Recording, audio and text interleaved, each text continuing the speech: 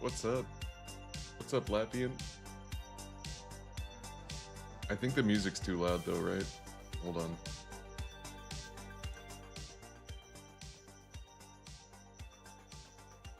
That should be better. Good morning, boys. Fiskin, Oreo, Bugatti.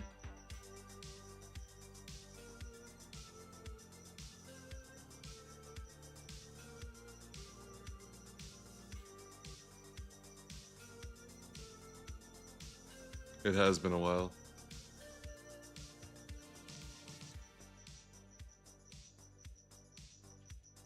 Alright, so the music levels are good, right? They're not too loud.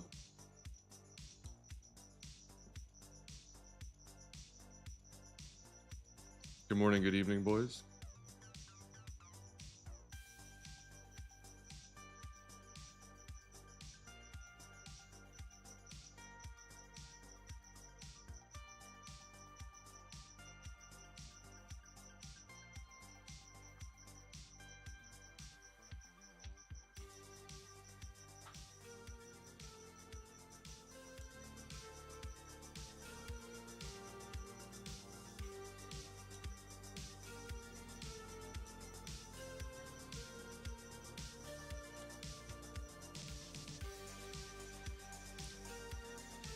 Marbles today? Maybe. We'll see. What's up, Baza? Simplic?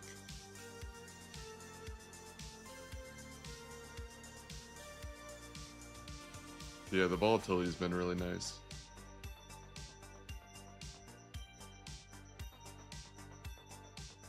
Sometimes a little bit frustrating, but overall pretty good.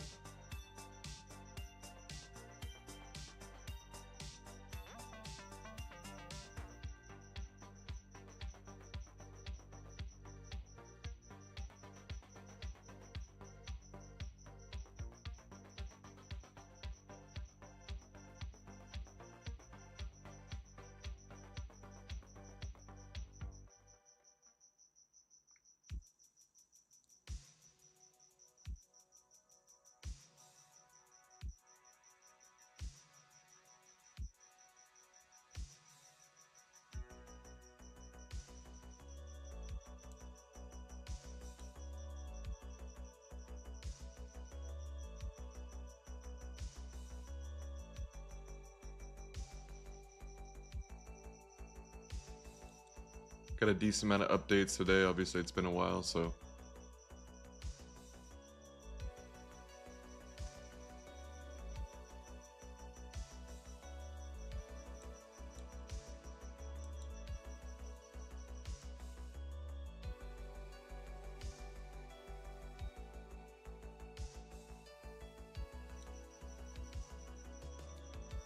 Can someone confirm the music volume isn't too loud? It looks good on the mixer, but I'm not sure how it sounds on your end.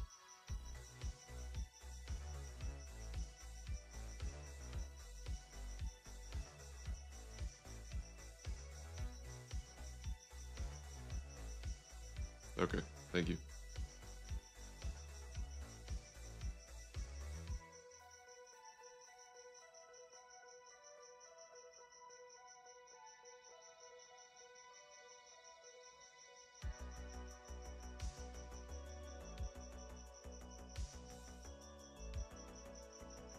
Yeah, I have the speakers on right now. So the mic might be picking it up, but I'm using 2 programs to block the background noise from the speakers, but I guess it must be Streamlabs that isn't cooperating with it.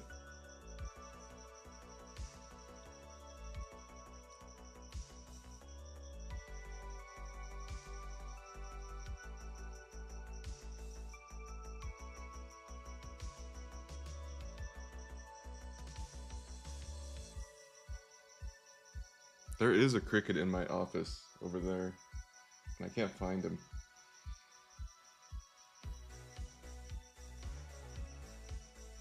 But this mic is so sensitive. It just picks it up.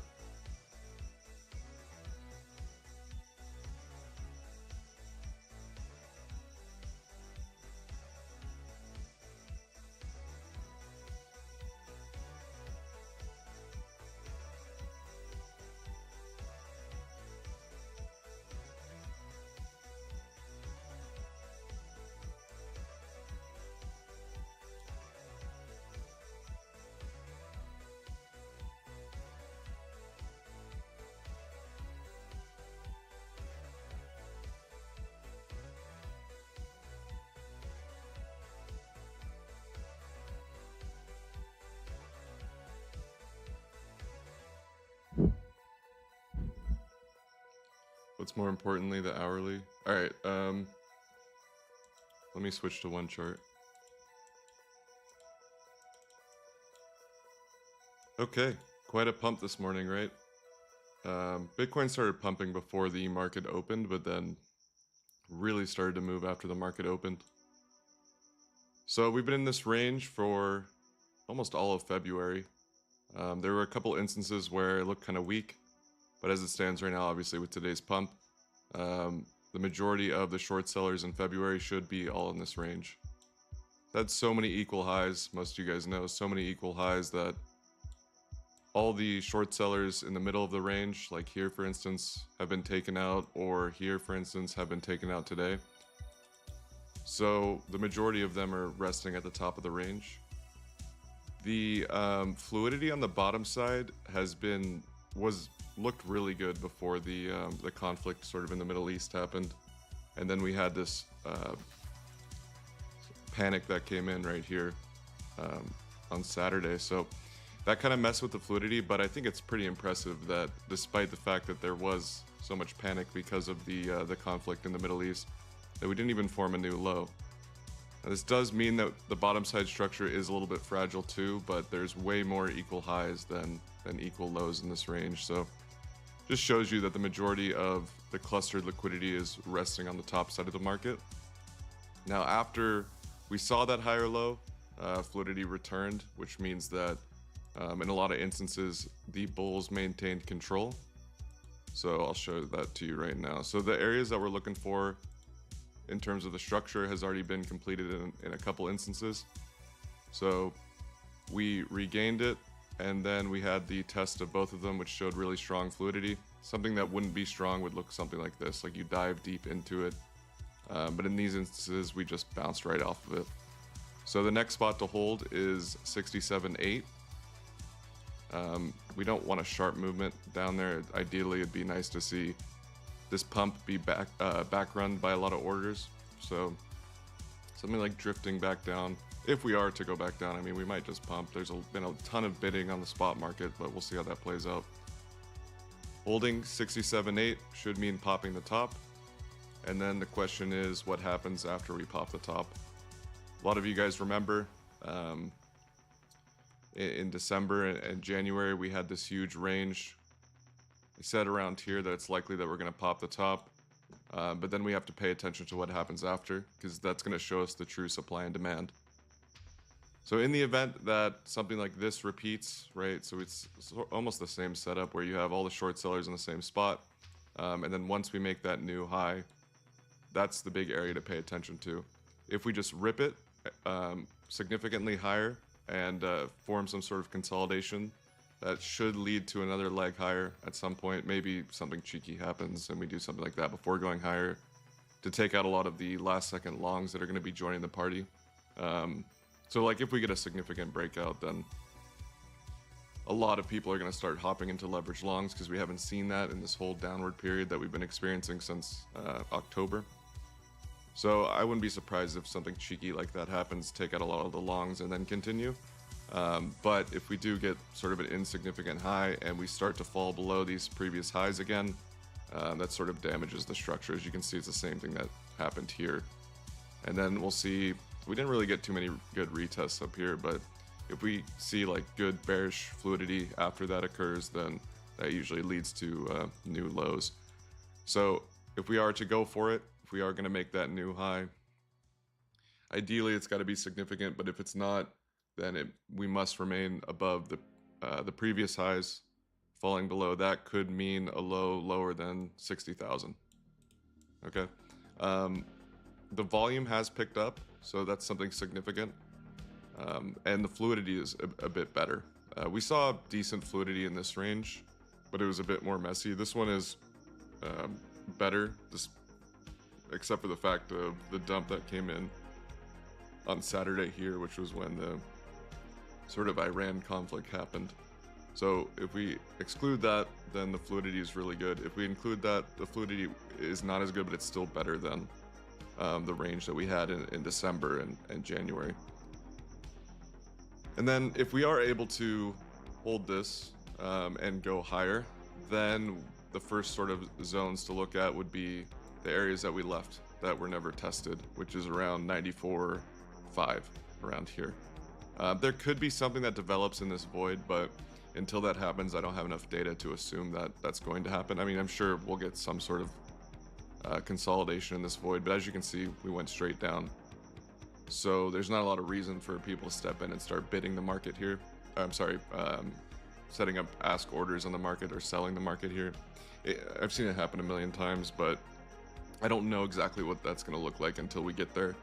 And then once I see the structure start to develop, then I can sort of make a judgment on what that structure looks like, if it looks bad or if it looks good. So like a bad structure, if we enter the void, would look something like this, where you're making these lower highs while having equal lows. You guys have probably seen this a bunch of times. If we're making this in the void, then we'd want to look to see what happens at the lows, because something like this would either break down significantly, or if it is maintained, then we can continue higher. But this is usually a bearish structure. But we don't have to speculate too far into that, because we still haven't even popped the highs yet. We still have a ways to go, and it doesn't mean that we will pop the highs, but that's in the event that if we do. If we go low, it's kind of a free fall. So another leg lower, we'd have to see an insignificant lower low, and even then, so much time has passed that I don't think any kind of divergence would be on the table. Maybe by a stretch there could be one, so something like this would be okay, but it's very possible that it's just another shot down like we saw here. Once we lost this low, it's pretty quick on the way down, and the same thing could be said here.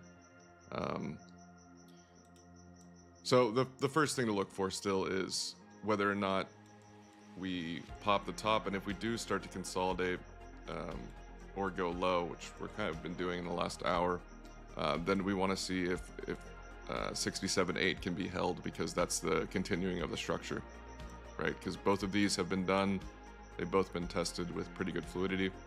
The next step would be that and holding that, and then we can pump. We might not even need to go for it again. We could just pop the top, because this rally that we've seen today is not just a short squeeze. There's been a lot of bids in the spot market, so the spot market is still pretty active. It's a good sign, because normally if you get a rally like this and a huge downtrend, a lot of the time it could just be shorts getting squeezed, which ultimately leads to, you know, something like popping it and then continuing lower. But in this case, since there's a lot of bids backing up this move, and we've been consolidating for the past couple hours, it shows that the spot market has a good amount of demand behind it, which is a great sign. Of course, that needs to be continued once we get that new high, if we get that new high.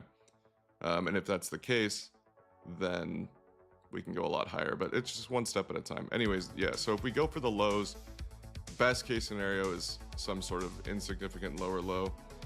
Another possible scenario would be like a doom fall down to like 50k, maybe even a little bit lower. There's not a lot of things left in this range that hasn't already been tested. This is pretty much done for the most part. There's a cheeky level here at 56k that we could see line up with that insignificant lower low, which would be nice. But outside of that, most of the stuff in the structure was already completed before we had liftoff. With the S&P doing well today, and a lot of the other markets doing well today, it's a lot easier for Bitcoin to have this rally. But honestly, today it was mostly Bitcoin driving the rally. The S&P is kind of just sitting break even on the day. It did recover the open, so it gapped down in the open and has since recovered it, which has helped Bitcoin out. But most of this rally is just driven from Bitcoin. So I'll talk about Bitcoin a little bit more in a second. If you showed up late, here's sort of the roadmap. A lot of this needs to be explained, the drawings, but I can talk about more topside targets too, but obviously we're kind of far away from that. Don't want to be too overzealous because it's still one step at a time. Okay, let's talk about legacy. So like I said, yeah, the stock market opened low, gapped down low, and then reclaimed it, which is a good sign. As a result, the volatility index sort of followed the same thing. The structure on the volatility index is a little bit concerning to me right now. but it's nothing major. Obviously, you have some equal highs forming, and the topside structure is being broken a bit, which is not a good sign because, as you guys know, volatility index, if it goes up, it means the stock market likely is going to go down. So you kind of want the inverse of that to occur. The dollar has made a nice recovery so far. I wasn't expecting this low here, as most of you guys know, but I still think the dollar has found a local bottom that hasn't really changed, in my opinion. A bit more dumping than I would have expected, but still found the local bottom on the dollar. So not much of that has changed. Gold is still trying again to go make another all-time high, which is crazy because of all the volatility that came in. Music down. All right, should be better now. It's crazy because of all the volatility that came in on gold, but still, despite that, it still wants another all-time high. As far as the structure goes on gold, it's a little bit hard for me to read right now. It looks like the price movements have been more random than not lately, which makes it hard for me to sort of predict where it's going to go. So I'm not super confident on my analysis with gold. But usually when this kind of volatility hits, it's going to lead to an extended period of consolidation, which we have seen. Just based off looking at this from relative mindset, I don't know if this consolidation is adequate enough. I think it's still going to be a little bit more time, but it's hard to say because the FOMO and the exuberance amongst the gold, the people who really like gold has been literally off the charts. So yeah, as far as gold goes, I don't have a big update for it. I could easily see this thing consolidating or going lower, but who knows with the FOMO. So silver kind of in that same boat. So silver is a little bit easier for me to predict here. So we had good fluidity. We had sort of those equal highs where all the short sellers were in the same spot. So that was all really good. But then in the last, pretty much last day, last couple days, we saw that imbalance of supply and demand, which is not a good sign. Doesn't mean it can't be recovered, but seeing an imbalance of supply and demand like that is usually indicative of at least more consolidation. Maybe a low lower than this low, but at least more consolidation, unless gold just goes to the fucking moon and then silver comes along for the ride. But based off of the probabilities, we've seen an imbalance of supply and demand on silver, even though we saw good fluidity on the bottom side. So it was enough to pop the top, but pretty lackluster move off the top. You'd expect a lot more out of this once the local short sellers have been squeezed, because silver, as you guys know, dumped pretty significantly, and then after a move like that happens, a lot of people want to jump in and start to short it, and so they did that, and all of their invalidations were sort of positioned in the same spot, because the only other invalidation that you could logically make sense of would be at the high at 121. So now, I mean, if you want to short it yourself, you want to see a retest of something like that. Again, it's just a probability. It's not a guarantee. If you really like silver in here and you think it's going to go higher, you might be right. It's just a probability, the way I see it. But usually things like this are pretty straightforward when it comes to analyzing what the supply and demand really is, and using the price chart to do that. All right, let's see. What did I miss on legacy? Oh yeah, oil's still going up. I think people expected this to happen. Some people have been thinking about shorting oil, but I think the consensus was that the oil price was going to go up because of what's happening in the Middle East. But it's pretty close to breaking the bearish structure. So if you guys have been in here for the past year or so, I told you the only play on oil is to long it. I didn't personally think it was a great long, but that was the only play. It was too late to short it. If we do start to lose this high that we printed today, like let's say we start to travel back to the mean or revert back to the mean, then we could be setting up something very similar to what we saw in 2023, which what we saw in 2023 was a bunch of equal lows, and sort of these lower highs where all the long liquidity is in the same spot, and then we had the dump. So it could be the same thing, you know, but we have to see what happens here. If it can get a new high, then that starts to break the structure of for the bears. And then maybe the oil longs can go for a bigger run. Certainly having inflation on their side to help it out. But yeah, that's how I see it. So today's pretty important for oil, and tomorrow and pretty much this week. So the structure that's been forming for oil for the past 4 years a lot of the important moments are going to happen this week. That's going to sort of dictate where that structure is going to continue. So if this week oil is bearish, then there's a good chance that the overall trend will continue to be lower in the following year or so. But if it's not, then there's a possibility that that trend starts to shift. Just see if we can get a new high on oil, and then it would. But otherwise, still bearish. The only play now on oil, I guess, would be to short it, but there's not a lot of fluidity here that would lead me towards believing a short is good. I mean, the volatility today, you could short it after that spike down after we had a huge run up, but in terms of finding any data here on the left that would lead me to the conclusion that we're in a good spot to short, not really. So you could wait for it to come back down, grab another long, but make sure that you're paying attention to the slippage, because that's going to be a pretty clustered area. Okay, so the 10-year has just been floating along. There were some good signs that we saw in the 10-year, which was this here. This was a really concerning time, because as they try and cut the rates, with seeing the yields continue to go up despite the fact that they're cutting the rates, was a bit concerning. But that's all balanced out now, and the structure still looks good. So I was concerned about the popularity of the US bond market in terms of the global stage, and if maybe people don't view the bond market as or at least the US bond market as that important, or wanting to buy into it. But those worries have sort of been subsided in this last couple months. All right, we're almost done with legacy, and then we can go back to crypto, guys. But let's just go through a couple of the Mag 7 here. So the Tesla play is working out, but the fluidity is not that good. So it's working out so far, but I'm less confident in it. We have all the leveraged players dogpiled into the same spot.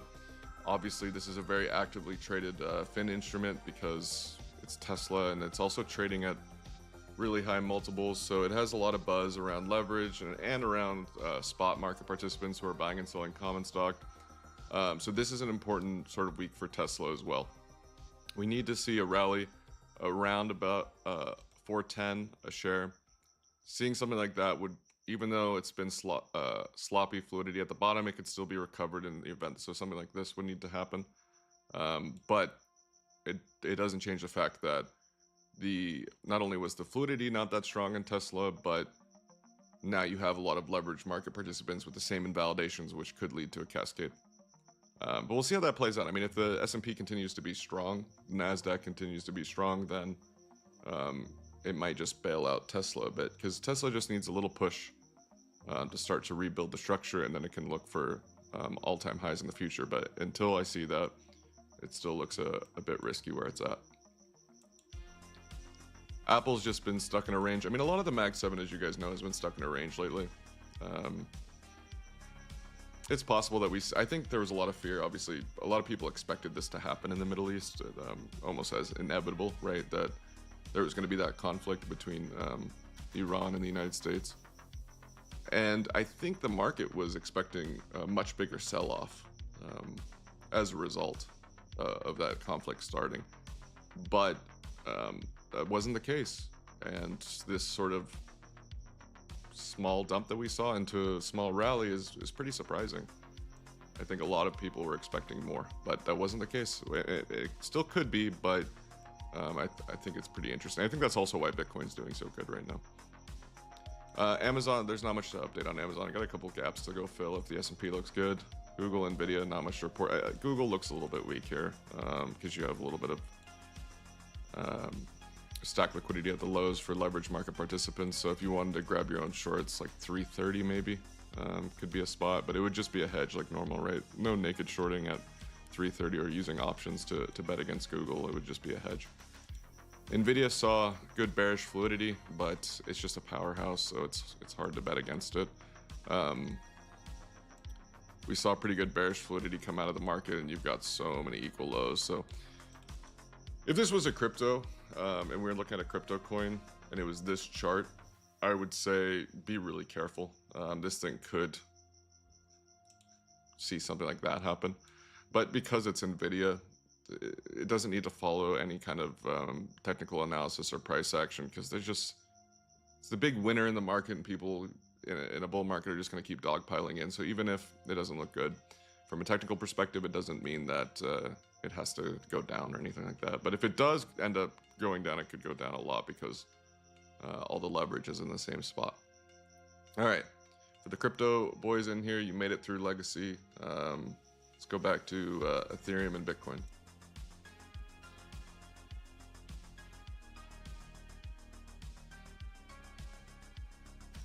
All right, so Ethereum is still sort of at the mercy of Bitcoin. We saw ETH, Bitcoin have a little bit of strength forming. In fact, let me start with ETH against Bitcoin, because this is probably pretty important to start with before we talk about ETH against dollar.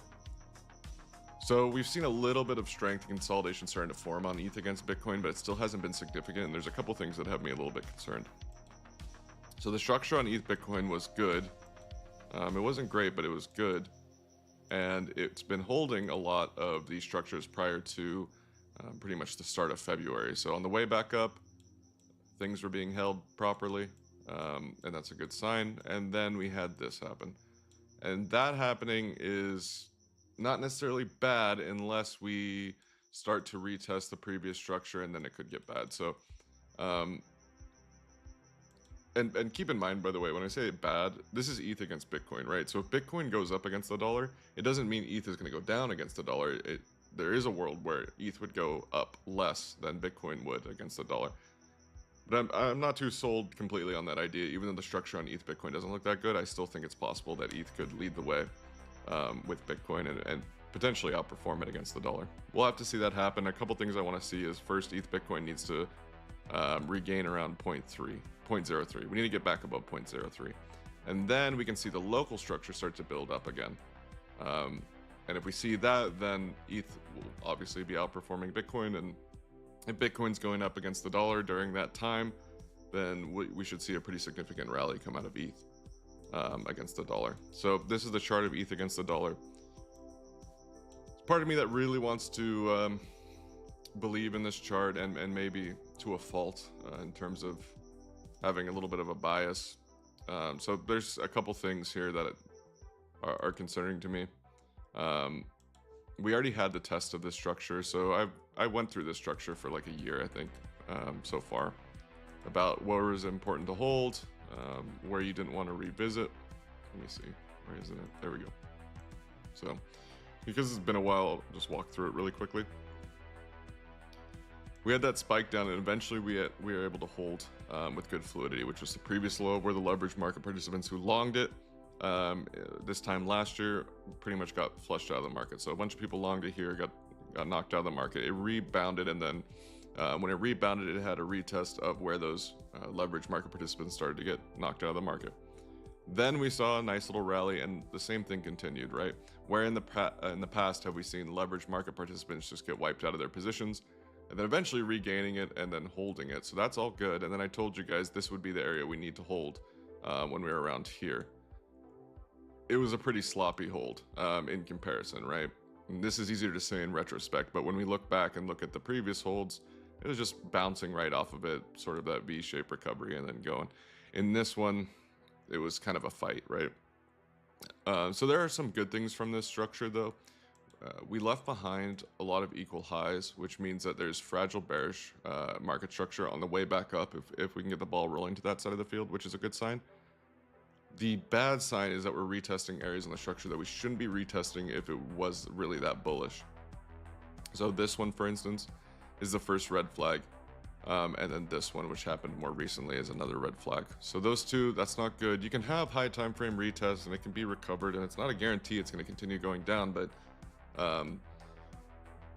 if it's so bullish, then you don't want to see moves like that happen, because if it was really that bullish, then we would have eventually been able to hold this and go a lot higher, but that wasn't the case.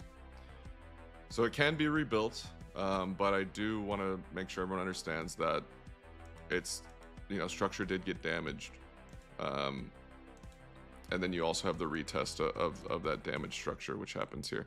Now, what I will say that is really bullish about this, though, is when you have a retest of damage structure, normally it's retest into dump. So why hasn't that occurred yet?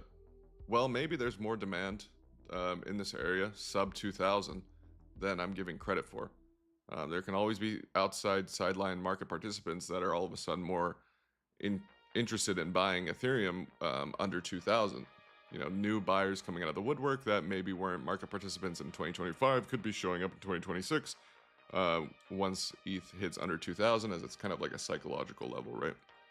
As somebody who doesn't look at charts or doesn't care too much for them, if they hear Ethereum's trading under 2000, after hearing that Ethereum, 6 months ago was almost at 5,000, that sort of psychological interest could bring a lot of people in. So that's a good sign, because normally you would get that retest, which it already did. You retest the bad structure and then you dump. So why hasn't that happened? And not only have we retested it, we've retested it twice. So that's a good sign. You have a retest twice here. I guess you could say 3 times, and maybe even a 4th coming up if we see this rally continue from today. So it's almost like Bitcoin. When Bitcoin was here, there's a lot of reasons why Bitcoin should have went lower, but it never did, and it kind of held in weird spots, and eventually it was able to pop the top. So those kind of instances where, to me, it looks like it should be dumping here, but it's not, is usually something to pay attention to, because it shows you sort of that hidden demand that could be creeping in. I don't know exactly why the hidden demand could be coming in, but I can see it on the chart. So I don't want to ignore that, right? It's still important. If I see something that should be happening, but then it's not happening, then I need to not only pay attention to that, but give it some credit, because that's usually indicative of some sort of outside party demand coming in. And then also in the local structure, which is a good sign, it's the same thing as Bitcoin. The local structure, we have a lot of short sellers pretty much dogpiled in the same spot. So short seller invalidations on Ethereum starting at around 2150 and then going up, so pretty much all in this area. And then same thing as Bitcoin. If Bitcoin pops the top and fails it, Ethereum's likely going to pop the top and fail it too, unless we get some huge decorrelation between the two, right? Unless they decouple in a big way. So this is going to be the big moment for Ethereum if it can get up there. The bottom side fluidity for Ethereum has been rather impressive. In fact, all the markets sort of felt a little bit of a sting when it got announced about Iran, at least the markets that were still being traded when that happened over the weekend. But Ethereum actually had better fluidity than Bitcoin. This is pretty beautiful fluidity on the bottom side so far. I literally cannot complain or find any fault in it for the most part. You have, where previous longs got flushed out of the market. We didn't make that new low, right? And then we had a rally. And where did we hold it on the way back down? Okay, we've held it, so we're starting to build structure. And then we look left for the next one. A little bit of a rally, and then we've held it again. And in both those instances, it wasn't like a sloppy fight, right? It wasn't something like this where, like, yeah, you hold it, but, what was all that fight down there where the bulls barely won? But in these cases, it was more of a decisive victory. So those are some positive signs for Ethereum. Is the local structure looks bullish. The high time frame structure does look bearish, but we haven't seen that that come to fruition on the market yet, and it's been enough time. I mean, I don't like to time the market, right? But usually when it's been a while since it should have dumped and it's still hanging on, you got to give it a little bit more credit. So similar to Bitcoin, if it pops the top, if Bitcoin pops the top, Ethereum's going to be doing likely the same thing around the same time, and then that's going to be the big test, because that'll be, are we going to get some sort of relief rally? I don't know if it's ever going to lead us to an all-time high right out of the gate. It could, or are we going to see another imbalance of supply and demand? Now, we never really got to see ETH's imbalance of supply and demand. Let me actually put these charts side by side, because I keep flicking back between them, and it's probably worth it to just have them side by side. As you guys know, ETH and Bitcoin are going to trend very, very similarly. Okay. Now, there's going to be small sort of discrepancies between the two, and those are important to pay attention to, but in this instance, it looks like these ones are going to line up even more so than in the past. So let me get rid of all these markings. If you miss the beginning, it'll likely be posted at some point, so you'll be able to see my update on Bitcoin. I can talk about it a little bit later too, again. So these are the charts side by side. As you can see, they definitely trend very similarly. So up here in December and then early January, we had all those equal highs that I talked about. Same thing was printed on Ethereum, right? But the difference, and you can probably see it right now, is we didn't see the imbalance of supply and demand on Ethereum. That never happened. I think this time it's pretty likely we're going to see it, because ETH Bitcoin has been recovering a little bit. So ETH against Bitcoin has been recovering probably enough to where we'll see the imbalance on both, or maybe not.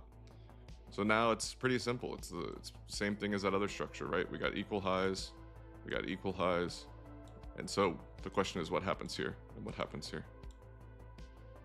If it looks something like this, obviously that could mean, in this case, it was a low lower than this low. In the case that we're looking at right now, it would mean a low lower than that low. The same thing can be said about Ethereum.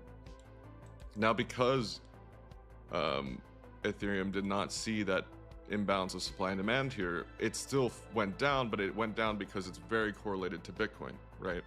If Bitcoin starts dumping like crazy, Ethereum gonna follow, and the same thing if it's pumping. But here's what's pretty interesting. Because we didn't see an imbalance of supply and demand on the Ethereum chart, it means that if Ethereum can manage to start to see a rally, right, and start to make its way back up, that means new short sellers that would enter the arena on this rally would be sharing the same invalidations of all the short sellers that we left behind in December and January, which means we should start to see a little bit of a correction around 3250 because of that. New shorters entering the arena and then these guys defending their shorts. But what that means is that we get a big cluster of short invalidations in the same spot, meaning if we can pop that, which I don't like to speculate this far in advance, but it might look something like this. You know, rejection from short sellers defending, and then good fluidity on the local structure. If we pop that, that means that the party really gets started. If there's enough spot demand to match the squeeze on the derivative market. If those two things align, Ethereum can make a serious recovery. But you know, it's a lot of ifs, and it's still got a ways to go. And I know this is a very optimistic way to look at it, but keep in mind, even though I am showing you an optimistic outlook, we still have to do it one step at a time. Otherwise, you know, there's no point of looking this far out. A to B is better than A to B to C to D. But in case I'm not online, I'm not streaming, and you start to see these things play out, that's how I would view it.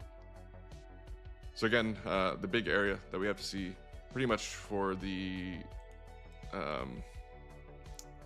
likelihood of the crypto market doing good, pretty much the whole crypto market doing good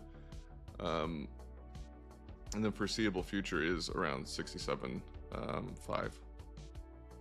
So we held this, right? We held this, and then the next one is about up here, 67.5 to 67.7, sort of in that range on Bitcoin. So Bitcoin's trading right now at 69,000, right? It goes down about 1,500. That's where we want to see it hold. If it does hold there, which might be a bit ambitious, but if it does hold there, then we should go to pop the top on a lot of these cryptos, including, of course, Bitcoin and Ethereum. And then we'll get our answer about what this supply and demand is really looking like.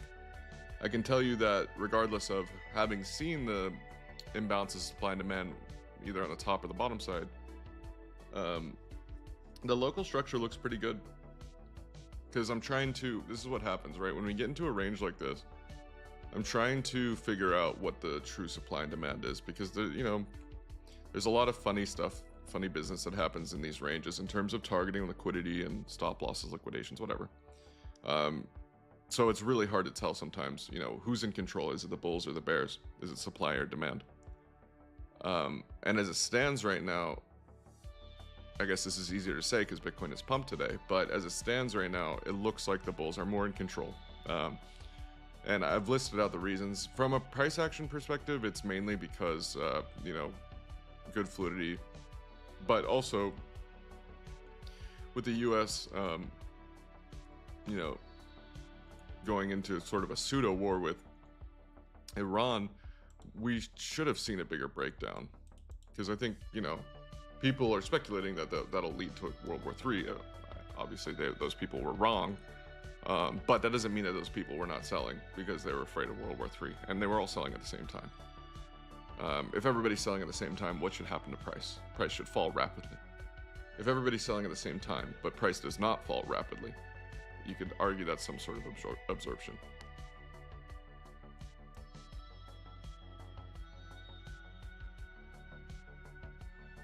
What's up, Zenith? Welcome. Might see more attacks on the weekend. Yeah, I don't think the conflict's done. I think it's probably just starting, but in terms of the ramifications of that conflict onto the market,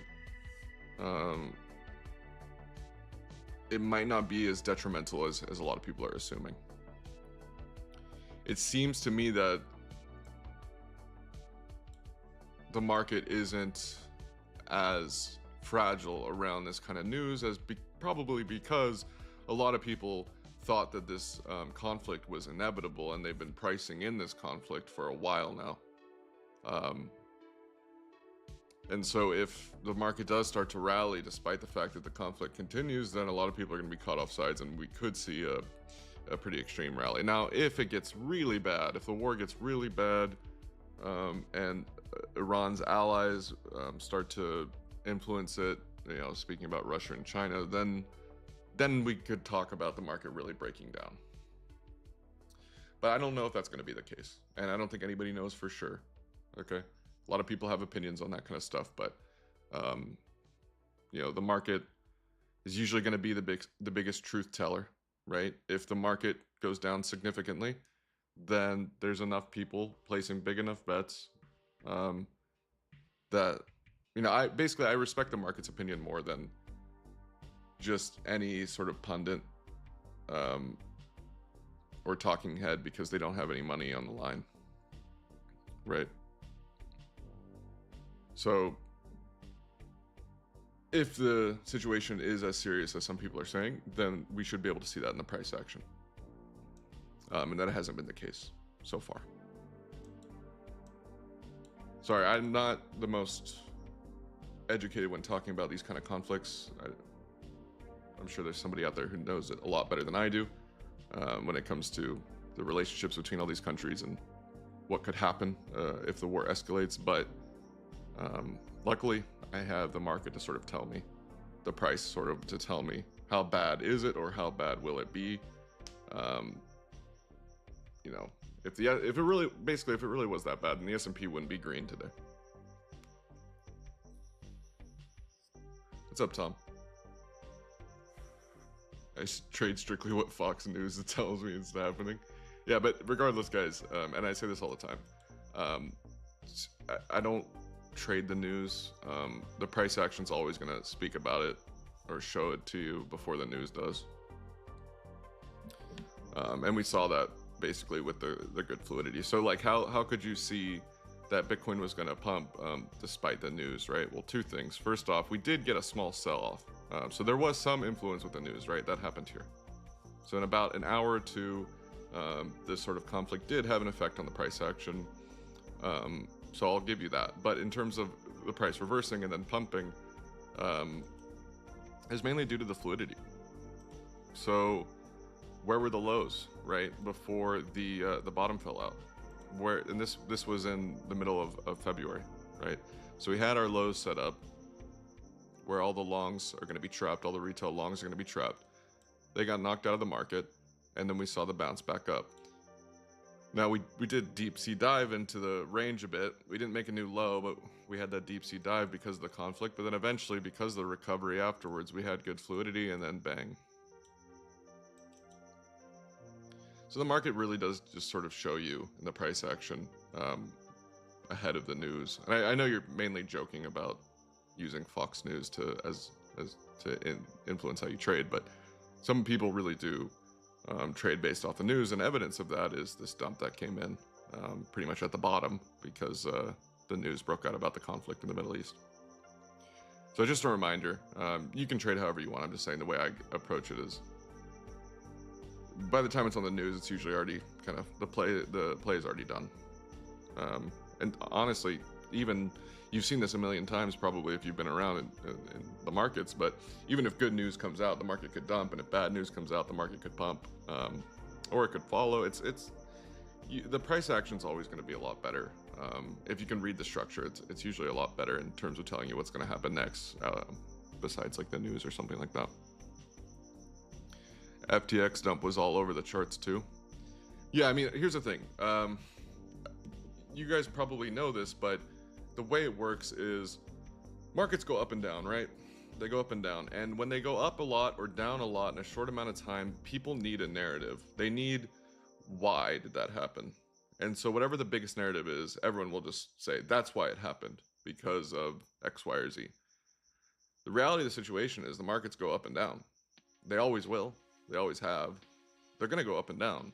Sometimes in a big way, sometimes in a small way. But when it's a big way, the only rational explanation for the average person would be some sort of event that caused it. In reality, a lot of the times it's just the structure.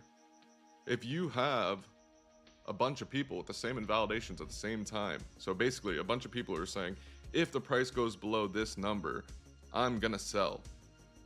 And you have a bunch of people thinking that at the same time, then of course there's gonna be a huge sell wave when we go under that number. And then after that happens, people will look to the news to try and figure out what's the biggest story today.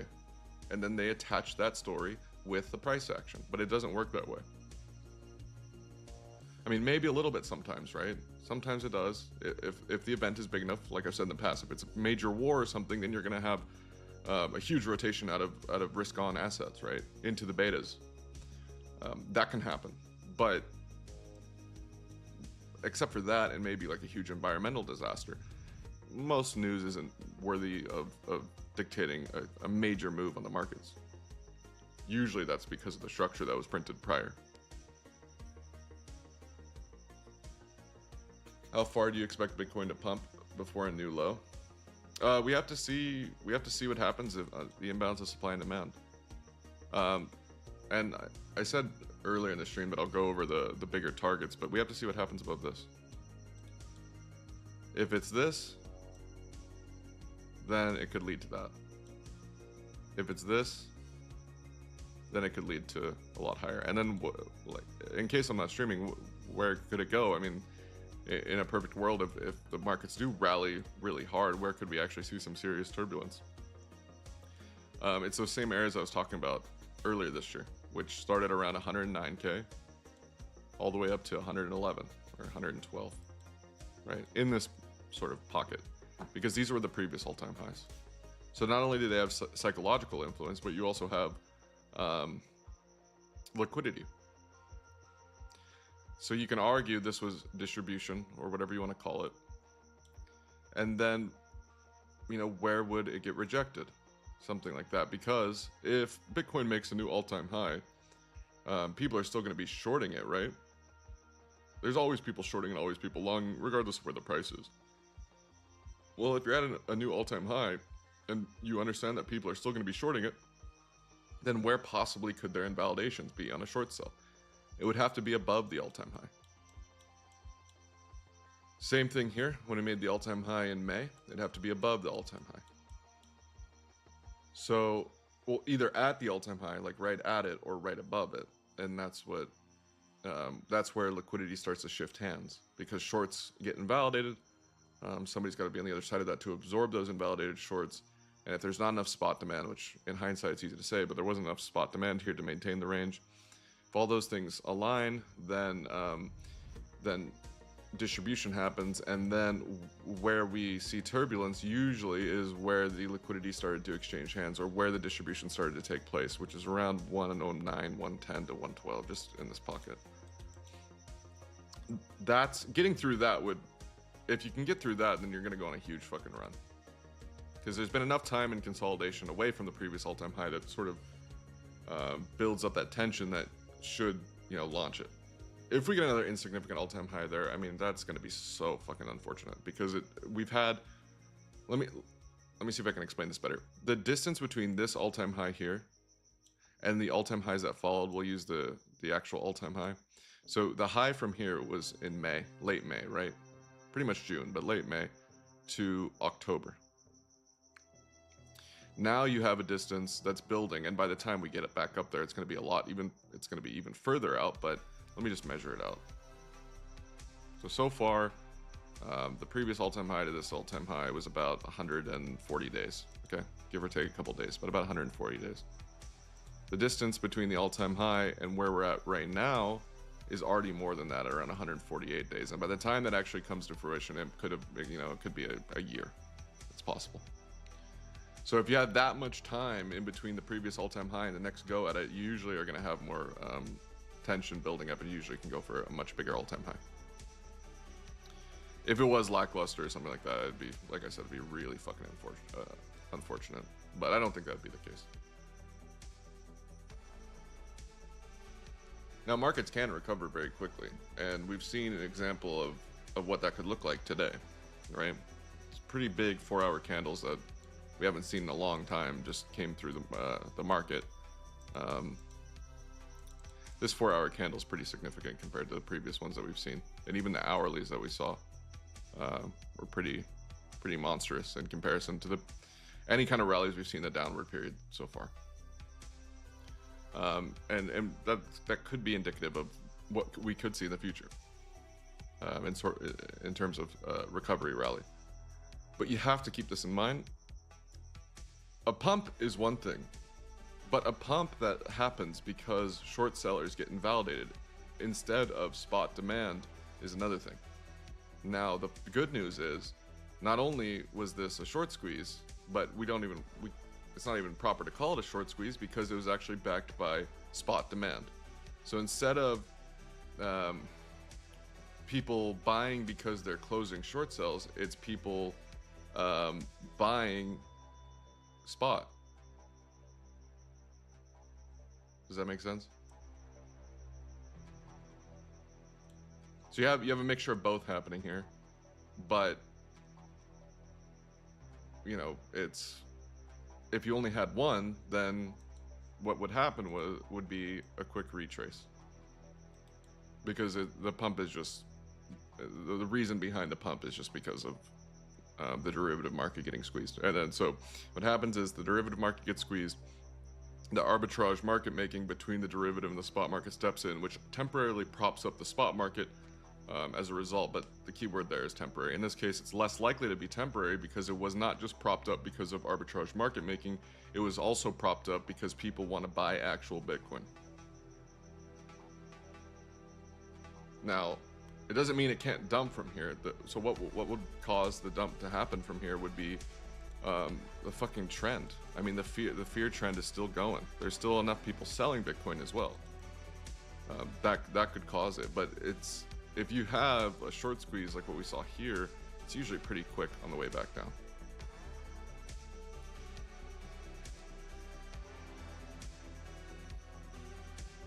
You ever look at the MAG sticker for the MAG 7? Didn't realize it printed a weekly bear dip. Yeah, so that's probably should have talked about this a bit more when it comes to legacy, which could be a risk, by the way, for the crypto markets, because obviously they sort of trend together. But there's good and bad news with that, right? So we've seen the MAG 7 not performing nearly as well as it has in prior years, right? I'm sure some people are concerned about that, but even though the MAG 7 hasn't been doing as good, and here's some examples, right? Like Amazon, Google, Tesla, and Apple, and all them. Even though that's happening, the S&P is still kind of just hovering near all-time high. So what could be the cause of that? And is that a good or a bad thing? So the cause of that would be the equities outside of the MAG 7, right? So not talking about the tech stocks, the big tech stocks, but like the Walmart and the McDonald's and the AT&T, CVS, those kind of stocks doing good in order to keep the index right afloat. Now that is usually a good sign, because if the winners of the market, the MAG 7, or if we look at like the .com or the Nifty 50 or whatever, usually historically, if the winners of the market are getting clobbered, then the rest of the market's getting hit even harder sometimes. In that occurrence, it could mean a bear market or a recession. But in this occurrence, we're seeing the smaller market caps outside the Mag 7, which is funny to call them small because they're not small, but compared to the Mag 7, the market caps smaller than the Mag 7 are doing fine. And as a result of that, the market actually doesn't look as bad as I guess it could look if when the winners of the market are going down. Now, that doesn't mean we won't have a correction, but in terms of will there be a huge recession or depression on the horizon, of course it's possible, but the likelihood of it isn't as high as a result of the rest of the market sort of keeping the float for the S&P 500 and the NASDAQ. The volatility index, I told you guys, is a bit spooky though. I won't lie to you here. The volatility today was a big day, right? Big day in terms of, you know, how bad is it going to get on the markets? Because at first proper open since the announcement of the conflict in the Middle East could have led, and with the structure on the VIX, could have led to something pretty brutal. But I think today is, you know, the S&P is sort of at break even today, despite gapping down 1% or so, is a really good sign so far. Maybe the market hasn't fully realized it, but you know, there's a couple days before market open that we heard about the conflict, and if there was going to be a huge sell-off, you would assume that the fear that would carry into Monday would be the straw that sort of breaks the camel's back. Not saying it can't happen, because as you guys know, there's plenty of reasons as to why the stock market could crash. I mean, obviously the PE ratios for the big winners are pretty high. And usually that's indicative of that, and there's a multitude of other reasons that I've spoken about in the past, right? But just purely based off the price action and what we see in the smaller market caps, yeah, there could be a correction like what we saw in 2025, right? Sort of downward move, something like that. But would it be as detrimental as something like COVID, or even worse like 2008? Maybe not. I could see us doing one of the 2025 moves like that and sort of V-shape recovering it. But would this happen? No one can tell you. No one knows 100% if this is going to happen. It's possible, but you know, if that was the case, I think we'd see even more weakness in the smaller market caps when the bigger market caps are tanking. And with the rate cuts being preemptive this time around instead of reactionary, it allows the bubble to get bigger faster. So, as you guys know, when the markets go down, the band-aid that we like to put on that infection is normally just cutting rates, right? And it's usually very reactionary. How the Fed positions itself is usually very reactionary. It's not until after the market has spoken that the trend is bent that they'll come in and start to QE or cut rates. This time it's different ballgame because it's preemptive. And so the market's completely fine, right? We're hovering near all-time highs, but we're still trying to cut rates. All that does is add more fuel to the fire. Now, the long-term ramifications of that should be put into question, though. The long-term ramifications of this could lead to such a ridiculous rally that it opens the door to a huge pullback. Because, like I said earlier in the stream, the market goes up and down, sometimes in a big way. And usually if it goes up in a big way, you run the risk of going down in a big way. And that's enough to bend a huge trend, like a super cycle type trend. If you get enough volatility, that could happen. So, is it good that we're cutting rates right now? I think it's fine, but you don't want to cut them to COVID levels. I think that's too exuberant. I think cutting rates a little bit here and, you know, knocking down the 10-year yield to, there's a sweet spot that I've been looking at where I think we should, if we're going to continue the rate cut, I think the sweet spot, and I know this is using sort of price action concepts, but I don't think we should get on the 10-year. I don't think we should go below 1.3, and that's being generous. So 1.3, you can't knock it down to zero in good times. It's good to allow these rates to come down a bit because it could certainly help the job market where it's at right now. But knocking it down to zero or something in a good time means you could have huge pumps on the stock market, but then what follows would be the inevitable huge dumps on the stock market, and you don't have any tools to fix it because the rates are already at zero, so you can't use that to fix it, and that would be put us in a bad spot. So yeah, it takes the tool away for future use. The only tool we really have to sort of fix, quote unquote, fix the economy, we wouldn't have. So I think the rate cuts are okay, but we can't get too carried away with them. I think it's okay to have some buffer room too.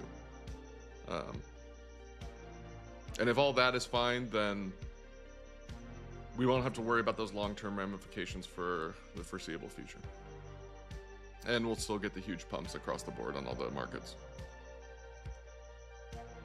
But it's just, it's a weird balance to walk, right? Because you got unemployment still on the rise. And, you know, the easy fix of that is to lower rates. At the same time, you got to combat inflation. Lowering rates, you're gonna have more inflation normally. So I think it's fine a little bit, but nothing. If they get carried away, then I'd start to wave the red flag and say, okay, guys, I know everything looks good and everything's pumping to the moon, but the second this thing falls out, the whole bottom's gonna fall out.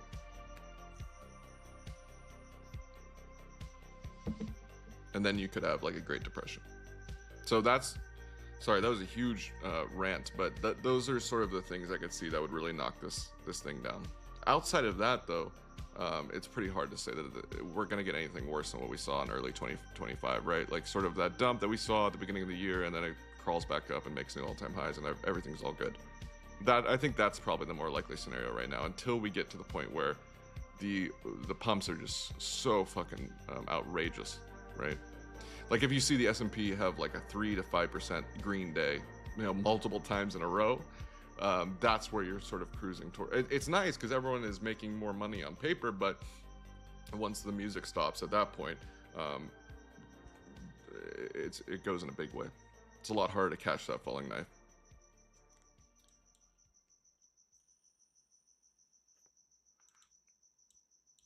I'm watching the stream without sound and trade depending on what arrow Urban draws. Oh, this would be a crazy way to trade the S&P, because you're probably on the ES. You see oil hit that short level. Yeah, I was talking about oil too. I don't want to go through the whole explanation on oil again, but I went through the possible scenarios of, you know, what it would take to flip this bear trend around, and then if that doesn't happen, then new lows on oil could be happening by next year, or maybe by the end of this year. Maybe sooner. I don't know. I don't like to time it, but all right, let's look at the 1 minute price action on Bitcoin, because we had that pump and we're still holding it. So we had that three-legged monster sort of come out where you got those insignificant higher highs, and then the lows that created it have been pretty much wiped out since then, since I've been talking. So this is actually a pretty nice area to hold. A little bit sloppy on the 1 minute, but that's to be expected. Maybe one new low here. We'll see if this holds, but you know, if people saw this huge rally on Bitcoin, they want to join the party, right? And they want to add leverage to the system. You know, where could they be sitting? Well, right now they're probably sitting below these lows because we've got them grouped up. So going below this, you're going to get a flood of orders over here on the right that come in at the same time. I'll put the S&P on the 1 minute. So another thing that's interesting is, and this is why I said it earlier, that I think Bitcoin's sort of rallying on its own, is a little bit of decoupling today on the between the S&P and Bitcoin, which is not abnormal. It happens, but it hasn't happened in a while for Bitcoin, right? Because what we've seen is, okay, S&P goes down, Bitcoin goes down, S&P goes up, Bitcoin doesn't go up, it kind of just floats, or it slightly goes down, but now we're starting to see the inverse of that a little bit. We still need to, the big thing we need to do is still hold the structure, right? So that hasn't changed, and that's around here at 67.8, 67.5 to 67.8 in that pocket, because there's a couple different structures at play here, but we want to see, I mean, the best case scenario, because now this would turn into sort of resistance turn support, which is a pretty rare play that you see, and there's the orders coming in right now, would be like wicking off of this, like a huge wick off of this. That would, you know, take us to a new high. But as we still develop the 1 minute structure, it's going to be really hard to catch along right now, because taking out insignificant 1 minute lows is not a big deal. It happens all the time, right? It's why I say it's a lot harder to catch a long position than a short position. Short positions are usually a little bit more fluid in general, historically, when, at least the time that I've been around with Bitcoin, I've always noticed that, oh, there we go, the orders are coming in now, that the fluidity usually is a little bit cleaner when it comes to taking out the top side of the market versus the bottom. Did you guys hear about what's going on with Jane Street? So it's no surprise that there's a lot of manipulation in Bitcoin, right? Particularly with the leverage. But there's a lawsuit going on against a trading firm, Jane Street, which is pretty popular, one pretty big. And what they were doing, which by the way, this has been done since the origin of derivative contracts, pretty much since BitMEX got big. So let's say like 2017, this has been going on by different firms, but they were ruthless with it. Is they'd buy up a lot of supply on the spot market, then they'd push the price up, get their shorts filled, right, or what's known as a push to fill, pushing the price to fill the shorts, and then they'd sell the spot at a loss, like a small loss, in order to slam the market down and make a bunch of money from their shorts. And apparently they've been doing that since the Luna days. So if you guys remember this chart, which is kind of a sad chart to look at because so many people got, it's funny and it's sad because it's crypto, right? You can't feel too bad, but the chart like this, the Luna chart, and let me take it off logarithmic so you can see it like this. This is just brutal, dude. From the high trading around 120 a coin, and then in a couple weeks to a month, it's down to 6 cents or around there a coin. But apparently they were behind the this move too.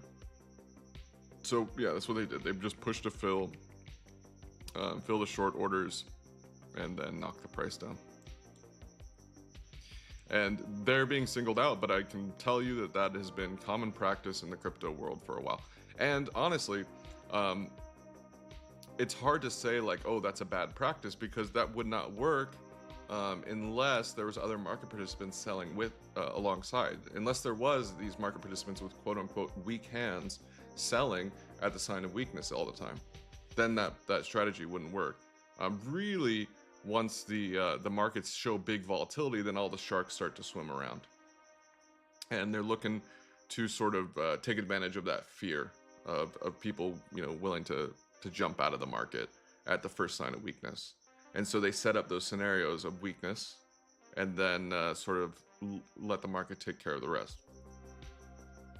We're getting a nice little pump here on the S&P. It's helping Bitcoin out a bit.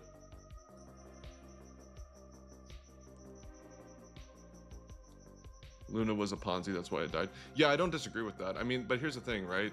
What financial instrument isn't a Ponzi, really? Besides maybe real estate or stonks in some instances.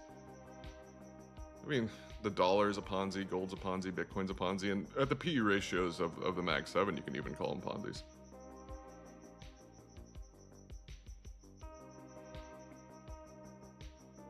Right, once a PE ratio gets so out of whack, right?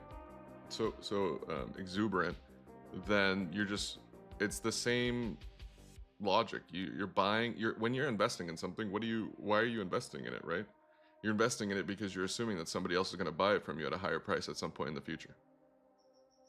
Pretty much anything without a yield. Without a yield, you could argue as a Ponzi.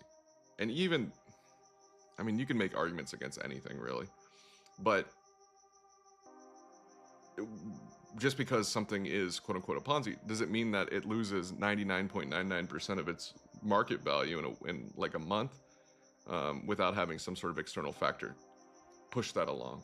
Because there's always, no matter what, once you get to a certain market cap and you have these big dumps that come in, there's still going to be some sort of support that comes in, right? Some sort of, people could call it like a dead cat bounce or whatever terminology you want to use, but there's usually some sort of bounce back that occurs because some market participants have sold and they're like, okay, well, I can buy back now and get way more shares or way more coins, and eventually it's going to come back up, so I should do that. And then you get these sort of bounces that happen.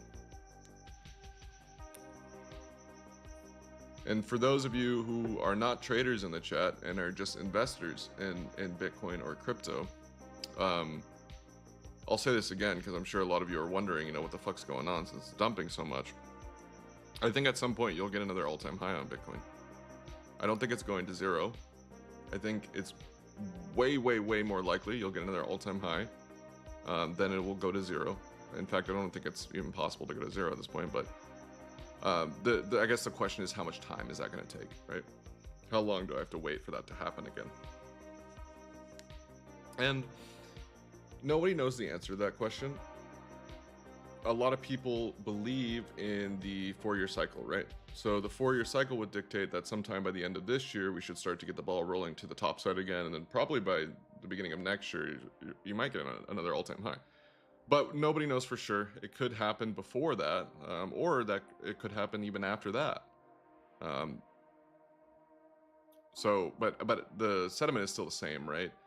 I still think you're going to get another all-time high. It's just whether or not you're willing to wait for it.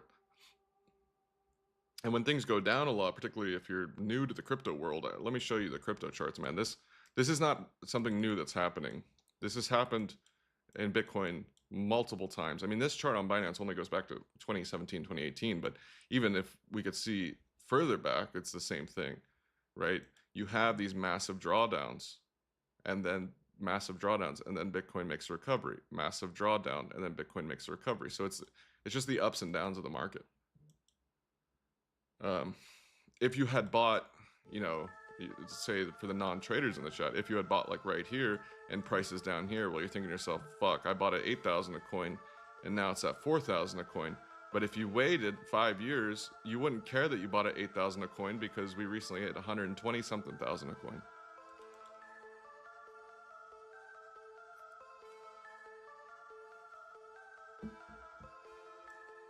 Now for the traders in the chat, you know, this range-bound market hasn't been too bad. As long as you're not chasing price around, you just wait for it to bounce, right? So what is the age-old adage? Is just buy low, sell high, right? And then everything in between is for the pigs. Now eventually we're gonna pop this range, so that's why you needed validations. Like eventually we could pop the top. At that point, you know, short sells should be invalidated. You should get out of those positions because there is a chance that it could go a lot higher. And then you don't want to be sitting major underwater in short sells against Bitcoin. Because as you know, sometimes Bitcoin is just a fucking powerhouse.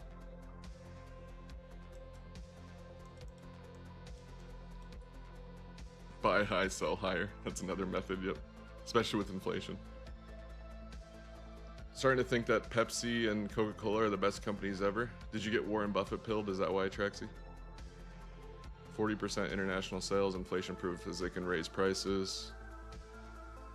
Defensive play, 3 to 5% dividend. Yeah, the 3 to 5% dividend is really solid for an appreciating asset. People are addicted to caffeine. It's a real investment because if price goes down, they can raise dividend. You can live off dividends and never sell. Yeah. If there's a yield or a dividend in the financial instrument, and you believe that there isn't going to be a disruption in the industry that, you know, that company is participating in, then it seems pretty close to an easy play.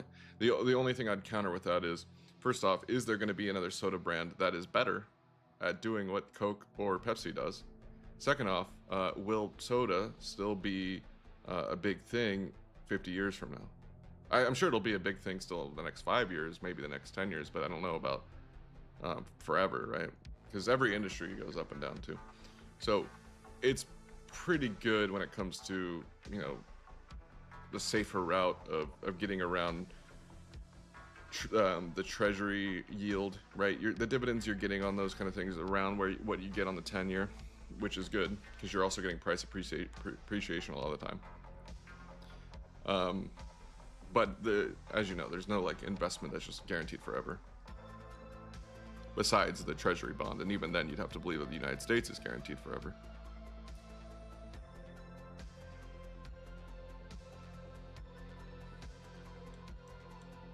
But yeah, that's the Warren Buffett play, man. The Coca-Cola stocks.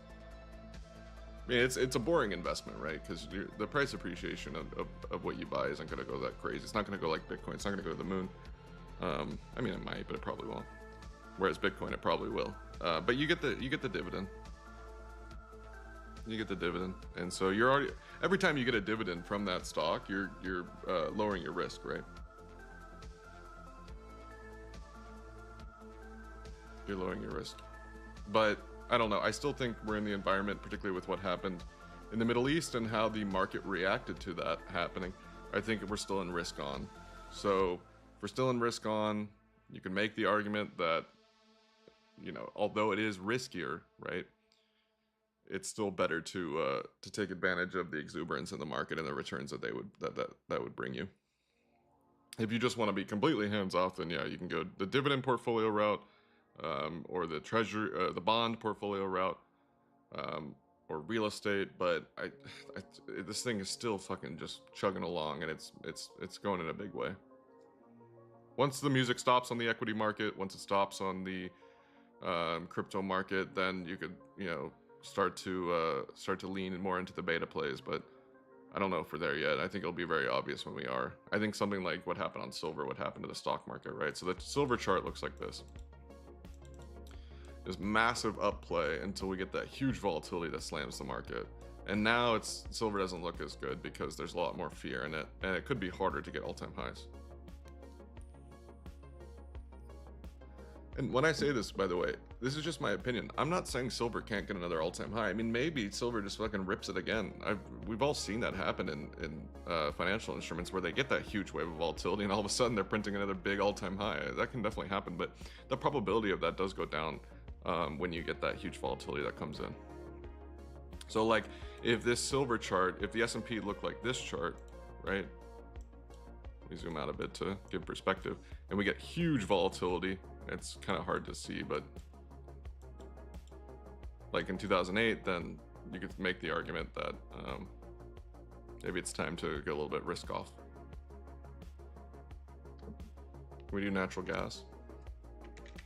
I don't really trade natural gas, but I'll look at it.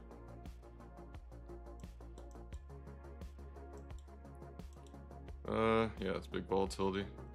It's not in a bad spot right now, especially if you think oil's gonna go up. Yeah, it should have slid a little bit further. These expiries are kind of far out for the futures contracts, but it's not bad. I know it looks scary as fuck, but sometimes those are good buys. Sometimes those are good longs. Because that's good fluidity. Maybe a little bit of a rally from natural gas. If you're long on it right now, Skrillex, I don't think that's a bad long.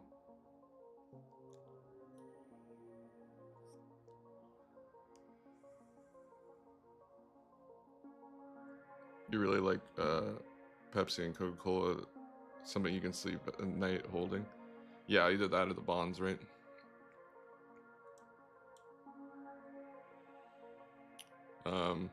Or there's, you know, it's been a really good play. I spoke about this a couple years ago. Is Caterpillar.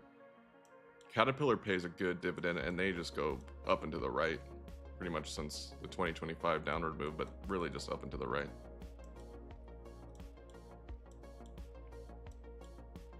It's good dividends and price appreciation. It looks like a fucking Mag 7 stock. And Caterpillar's been around for a while too, and I don't think it's going anywhere as long as you know, construction is still taking place, which construction is pretty, it slows down during economic downturns, but it never goes away.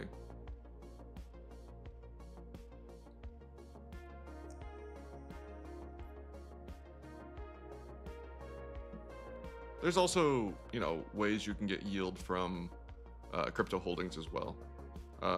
If you're going to get a yield from crypto holdings, if you're getting more than 5%, you should really look into why you're getting more than 5%.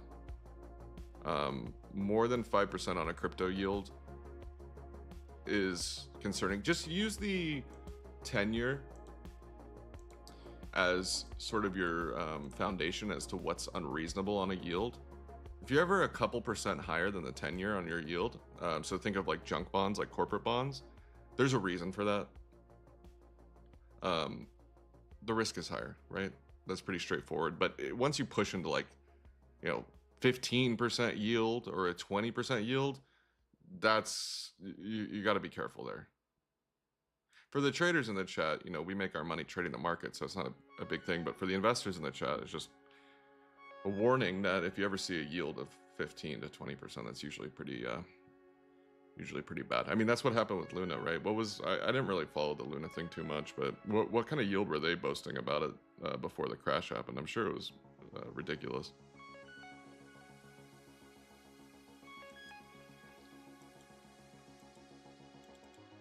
But some crypto exchanges and brokerages will give you yield on your holdings.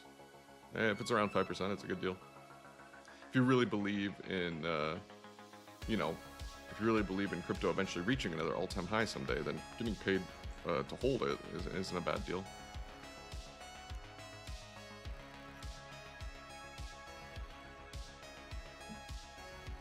What's up, Slumbo? Yep, just been enjoying life. Pretty active in the markets these pretty much the last month. The last couple weeks have been pretty active in the markets, so I've been streaming.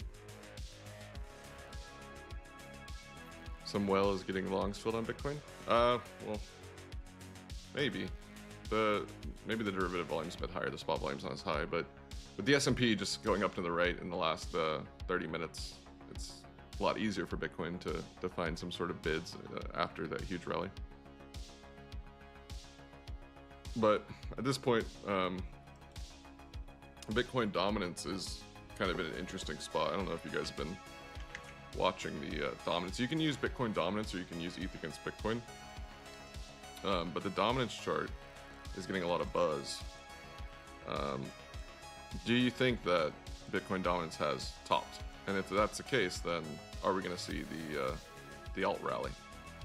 Which I know is probably like PTSD type term, right? Alt season and that, because how many times have people been calling alt season and the alts just get slaughtered, right?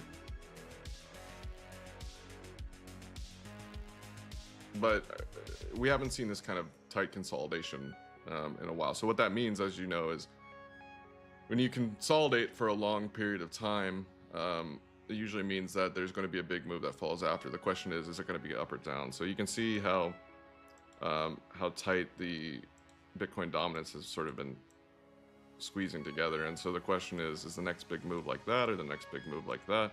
And if it is this one and Bitcoin against the dollar is going up, that means that we'll have huge rallies on altcoins. If it's this one and Bitcoin dollar is going up, then we'll just have regular, the alts will just follow what Bitcoin's doing. And that's sort of what we saw today, right? Most of the alts are, like Ethereum, for instance, is hovering around the same kind of percentage gain that Bitcoin is for the day against the dollar. So they're hovering around about 5% gain against the dollar today, and they're both in the same pocket. And that's because Bitcoin dominance is slightly up. So the rest of the alts are kind of the same thing as well. Real talk now, please. When is the launch of Urban Coin? And you'll give a heads up to your favorite chatters before pulling the rug, right? No Urban Coin, no. Luna was 20%, yeah. 20% for a yield is really high. I believe during that time the rates were even lower, but I don't remember exactly. The 10-year.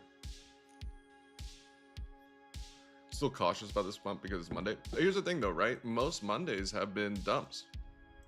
Most of the Mondays throughout this entire downtrend have been dumps. It's weird that it's not a dump, right? It's actually a pump.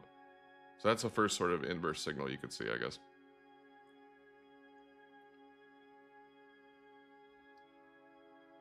Yeah, if you buy the Urban merch, you get free Urban coins that come with it before the launch. So make sure you get your Urban merch and like and subscribe. Chart the Nifty. There's not as much buzz with the Nifty, you know. I mean, it goes up and to the right, but it's mainly because of inflation. And there is productivity and stuff, but I don't think it's as attractive as some of the other either emerging indices or the Nasdaq or the S&P. But you're asking like, where do I think it's going to go? It depends. If the S&P goes up and to the right, the Nifty will follow. Probably just more lackluster though. You got a little bit of weak structure forming here, but it's kind of on both sides of the market, so it's not a big deal. Let's see. Yeah, I mean, you want to keep Bitcoin up on the right or on the left on the 1 minute, but you want to just track the S&P 500. It's gonna follow the S&P most of the time. I know this sounds like boasting because I'm biased because I'm American, right? But America's economy is the biggest, right? Usually, the global markets are going to follow the U.S. markets. A lot of global markets, a huge portion of their GDP is because of the U.S. markets, or at least the consumers in the U.S. markets. That's starting to change, right? I'm not saying that's not changing, but still the case. Americans are definitely the biggest customers for a lot of global markets still. And the same thing goes with the way the Federal Reserve works. The way central banks work is, they won't say it, right? But the central banks usually copy what the Fed Reserve's doing. You don't really want to get out of the rhythm of the biggest economy, or else you could see like a whiplash. Skinner was saying there's not enough people longing, so he keeps saying liquidity is up top. I mean, right now, yeah, liquidity is up top. Like if you look at a chart like this, right? Take all your bias out, take the 4-year cycle out, just look at the chart. You don't even know if it's Bitcoin, right? Let's say it's some other chart. When you look at this, right, where do you think the most amount of clustered liquidity is? I mean, you've got, let's see, 1, 2, 3, 4, 5 highs that are all in the same fucking spot. Now, if we look at the bottom, we've got 2 lows. So I'm not discounting this, right? This is still a thing, but there's way more on the top. And now everybody's starting to flip bearish, right? Even the most diehard bulls are starting to flip bearish. Usually that could be a sign that we get some sort of rally. I'm not saying it's going to take us to all-time highs. It could, but probably not. But we could get a rally, right? For those that are new to the stream, or maybe just need a refresher, the way this works is when you have highs like this, so let's look at these ones, right? And then the market starts to go down. Now, here's the thing. The other context we have to keep in mind is the market has been going down. The Bitcoin market has been going down. No one can disagree with that. So we get a rally, we form some highs, and the market continues going down. Well, what do you think people are thinking? They're thinking, okay, it's going back down, it's going to do this again, let me hop in a short and join the party. So they're hopping in shorts, and sometimes with higher leverage. And so where could their invalidations be? They could be somewhere in this range, or they could be at these highs, right? So there's invalidation somewhere in this range, and there's some at this highs. Okay, fine. When we get a rally like this, all of the invalidations that were here get taken out because the price has gone through them. So now the same thing happens, right? This is a lower high. That means that we're finally going to get the dump. I'm going to reopen another short because, I got taken out of this short, but I'm going to reopen another one because I still think it's going to go low and I can get that money back or whatever. So now you have this area where all these people could have invalidations here, or they could have invalidations at the high. Same thing, right? And so this occurs, and all the people in this range get taken out, and the same thing repeats again. And we got more invalidations at the highs, and more invalidations in the range. And then it happens again. And you got more invalidations at the highs, and then at some point, you're gonna pop them, right? And it's not necessarily that somebody's hunting that liquidity, although they could be, because that does happen in crypto. But it's also the fact that if you have a short open from any time in February and it's still open, you're probably sweating bullets on this move right now, because if it goes a little bit higher, it's going to knock you out. And guess what? You're not the only one thinking that.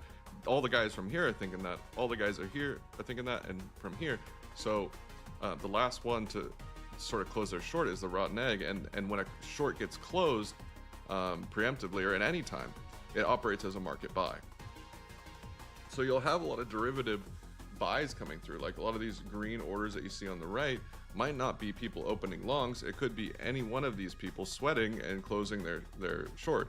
And if enough people do that at the same time, then enough buys will come in and will trigger into the stop losses, and we'll get the pump or the liquidations. Now we look at the other side of the market, right? it's the same thing. You have a bunch of lows, so you have invalidations from here, and then people see, oh, Bitcoin's making a recovery. That's the biggest bounce we've seen so far. So they enter along, and then they get invalidated on this move. So we got invalidations here. Bitcoin's making a recovery. That's a huge move. People long it, they get invalidated, and then their invalidations are here. So when you look at it, you can just see where are the invalidations. Where's the pressure points on the leverage market? And also the spot market too. It's not as significant, but it's still there. It's also the spot market as well, because Bitcoin is a pretty actively traded financial instrument compared to a lot of things, right? Bitcoin's volume ratio to market cap ratio is very high. You also just have a lot of people that actively trade it versus somebody who just buys and holds Microsoft or Apple or something like that. They usually just buy and hold it for the long run. They're not interested in actively participating in those markets like how people are in Bitcoin. But the leverage is all set up now. So you know, okay, if this goes, then we're going to slide. If this goes, we're going to slide. And then the question after that is, after the slide happens, you know, is there enough demand to actually match the move? If there is, we go a lot higher. If there isn't, then we go make a new low.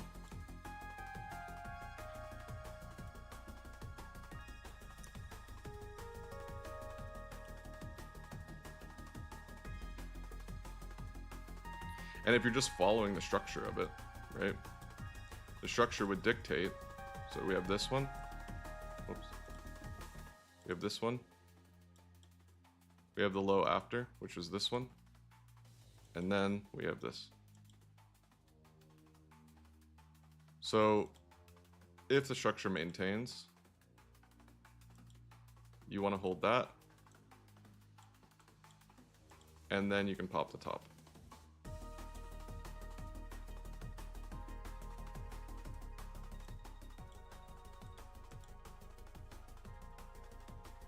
But don't, if you really want to see it pop the top, and maybe you're a little bit impatient, I'll say this: the longer it takes, the more shorts are building up in the same spot, the better the pop's going to be. Sort of that delayed gratification, right? Because we're getting way more short sellers that are hopping in right now.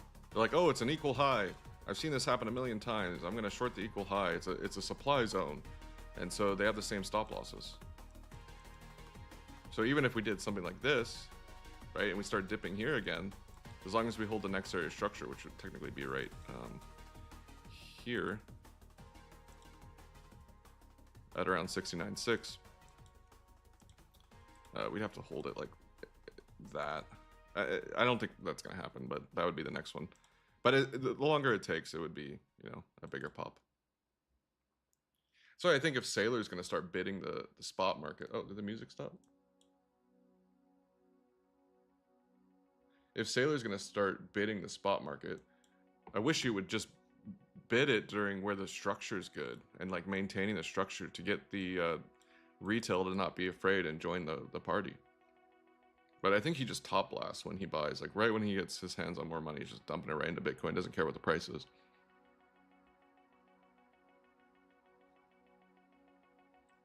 Yeah, that's another good point, Latvian Sniper, and that's what happened on the way down too. So the Latvian Sniper said maybe they just add more margin for shorts until all-time high, and that's also why we get such a big pop-off off when it's been a long time since you got an all-time high, and then you get an all-time high, then it's usually bigger. But it's the same thing on the way down too, right? Like let's say people were longing Bitcoin, well, they're going to get liquidated if they don't add margin, so they just add more margin, and they keep doing that, and they keep doing that, and they keep doing that until we get a huge slide and the volume kicks up, and those people that were adding margin don't have enough to add anymore, and they get liquidated, and the same thing could be happening on the way back up too.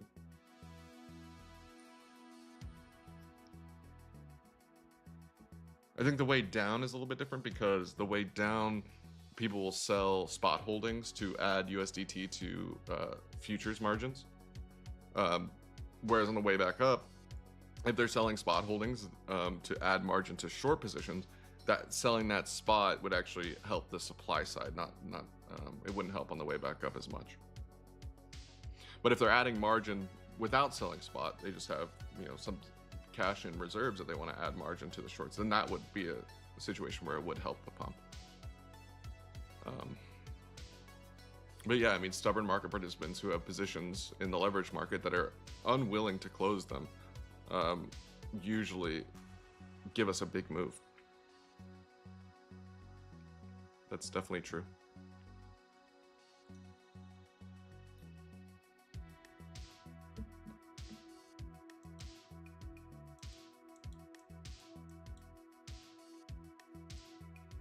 I know this is kind of maybe a sore topic for some people, but Near's been pumping more than almost any other altcoin, or pumping harder than almost any other altcoin in its market cap range. Finally seeing that recovery on Near start to take place, which is nice to see. Rune is too a bit, but Rune's just following the rest of the market alts. But Near is outperforming a lot of the alts that are in its same category. And I chalked it up to the volume analytics. Took forever, but volume analytics are finally starting to catch up and the market's realizing. So like the volume's going up and to the right, but the price has been going down, which is showing that trading activity is increasing and buzz around this is increasing, despite the fact the price is going down. Could lead to a big whiplash back up into the range.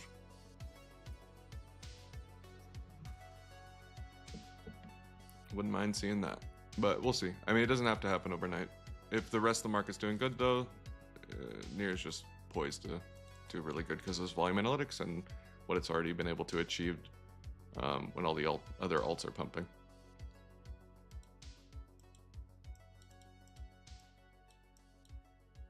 And I think Near Intense volume is also growing too. So their revenue side is growing and their trading activity is growing. It's no surprise that they're outperforming a lot of the alts that don't make any money and don't have good volume, but are just sort of bloated because of hype in the past. Also the quickest ones to fall. Fucking price of Near is going up as I keep talking about it. Let's say their liquidation point is at 1.25%. Is there a certain ratio to margin added that increase the liquidation window? Is it just 1-to-1? Is there a certain ratio to margin added that increases liquidation? If you add margin to a isolated position, or if you add margin to a futures account when you have cross leverage, it'll automatically move the liquidation further away from the current price.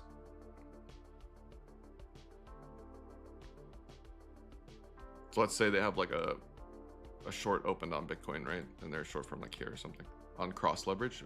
Some exchanges actually allow you to do this with isolated leverage too, but as price gets closer to this liquidation, they'll just add more USDT from their other wallets into their futures wallet to push this up higher and higher and higher until they don't have any more money to add to the position, and then the big cascade hits.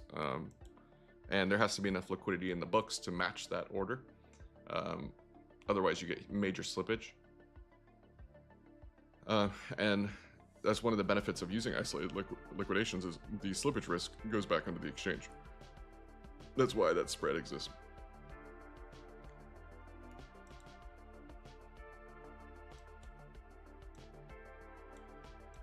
How's ETH doing?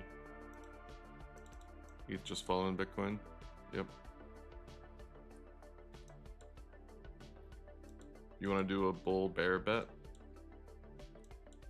Bear bull bet? Sure, we can. All right, we're gonna do a prediction, folks. So if you have channel points from watching, it's free to join this. I'll put it up here in a second, but it's pretty easy. If you think the price, and we're on the 1 minute, by the way, so this is pretty random where it goes. But if you think the price is going to go through the top line first, then you'd bet on the bull target. Bottom line, you bet on the bear target. Let me put that up right now. Usually when I do this, the market just enters consolidation mode and then it lasts forever. But here we go. All right. It should be up for about 1 minute at the top of your chat window right now. So if you want to enter that, you do it using the channel points that you get just by watching the stream. It's free, and then you get bragging rights.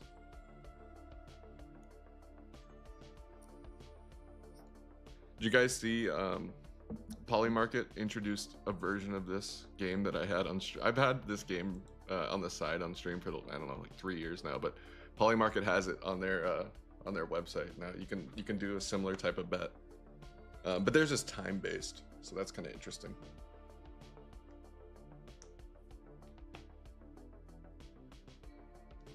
But that's just gambling, guys. I mean, it could be, you could have a small edge though, just like you would in scalping. So unless you're already profitable scalping, then I wouldn't advise doing it. But if you're not like a very seasoned scalper in the crypto market, then you're probably going to get ran over and those kind of things. And the other thing I would say is why it's more so gambling is because it's time based. Anything where there's a timer, like you need the market to do XYZ by a certain amount of time, the market doesn't give a fuck about that, right? My stuff, the way I approach it is not time based. Sometimes I'll get opportunities, sometimes I won't, but I can't force it. The market has to give it to me. So like, if you're looking to hedge your Bitcoin holdings, for instance, oh God, this chart is old. But if you're looking to hedge your Bitcoin holdings, actually that might be from the last stream.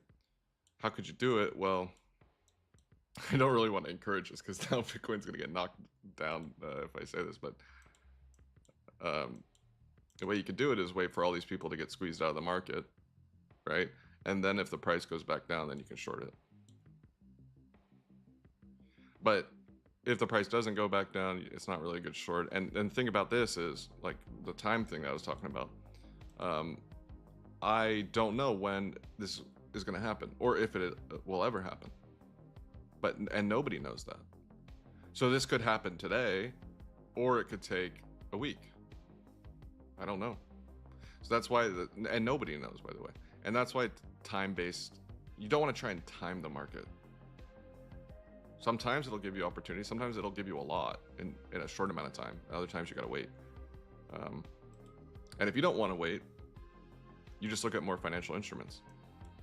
If you don't want to wait for the opportunity on Bitcoin, then you can look at alts, which, disclaimer, alts are going to follow Bitcoin most of the time. So if you don't want to go that route, then look at commodities or look at currencies.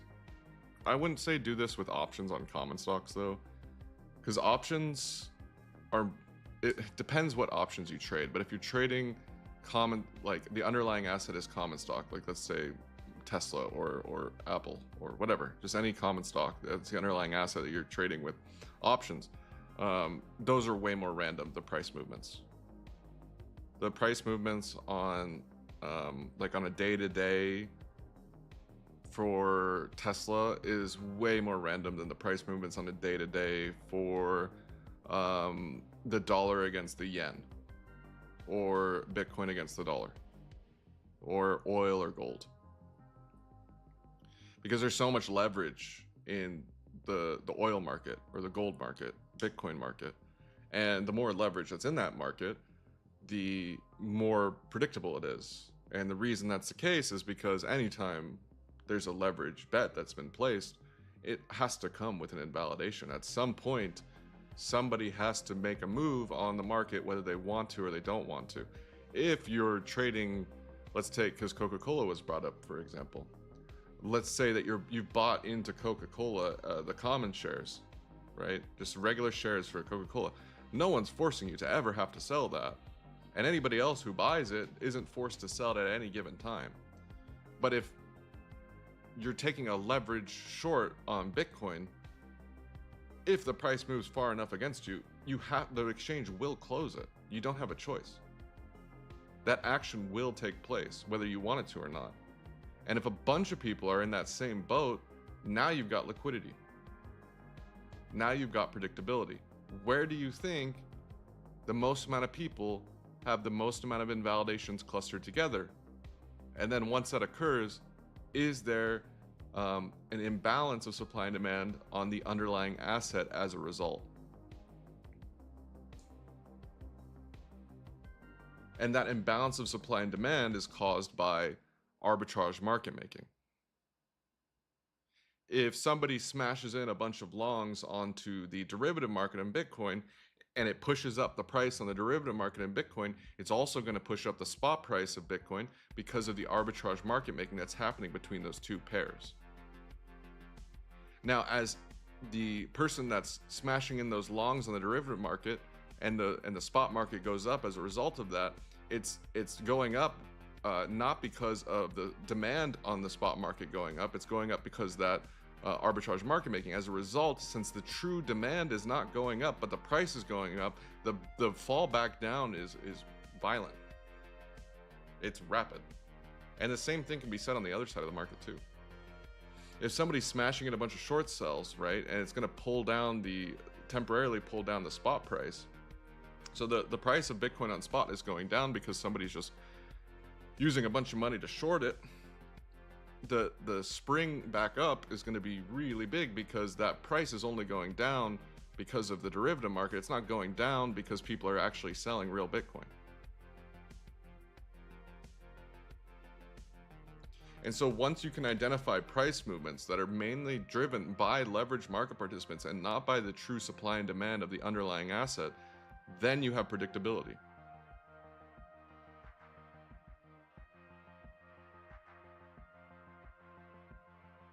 And I think, honestly, that's probably only the big edge out there. There's other edges too, but a lot of them are delta neutral strategies, and the yield for those aren't that high.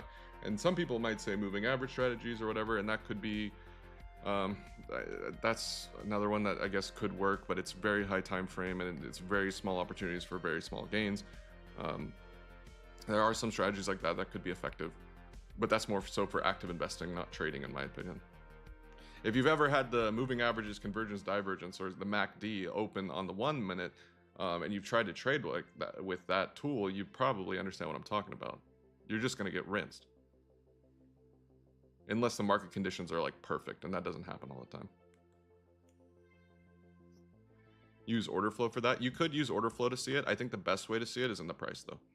Nothing beats the price. If you want to use order flow as like a complement to that, you could. And look at the relationship between the order flow of the spot market and the derivative market. You could, yeah. But I think the price just tells you the full story. Because there's always sketchy stuff happening with order books, and there's different order books you could look at and different exchanges that may not be aggregated into your tools. And you also have the ETFs now that you have to consider, and the CME futures. So it's really, if you want to ignore that sort of headache, then you would just look, okay, well, I'm looking at a Bitcoin chart here on the 4 hour, and I understand that there might be long liquidations here, long liquidations here, and long liquidations here. Because it doesn't matter what language you speak, it could be Chinese, you still see these as the lows. And the same thing on the top side, short liquidations here, short liquidations here, short liquidations here. And so I look at the distance between this one, and this one, and then I compare the distance between this one, and this one. And if the distance is greater on the bottom side than on the top side between the highs, liquidity is resting on the top side. Now, does that mean that we have to take out the top side? No, we could still dump. It's not a guarantee. But if it does pop the top, and it doesn't hold it, and it falls back below, so what would cause this to happen? What would cause this to happen is a bunch of people getting liquidated on shorts, which pulls up the spot price temporarily without anyone actually buying Bitcoin. And then, so you don't have the demand to match it because you're not actually having people buy the underlying asset. Then you understand that this was a play of a short squeeze. There's not enough demand. It's an imbalance of supply and demand. And we're going lower to go to the other side, which would be these ones.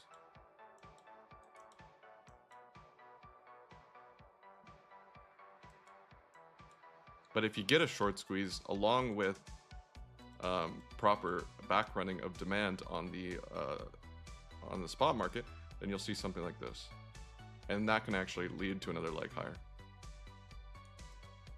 The biggest thing to pay attention to is, do we fall back below these these highs, and how significant?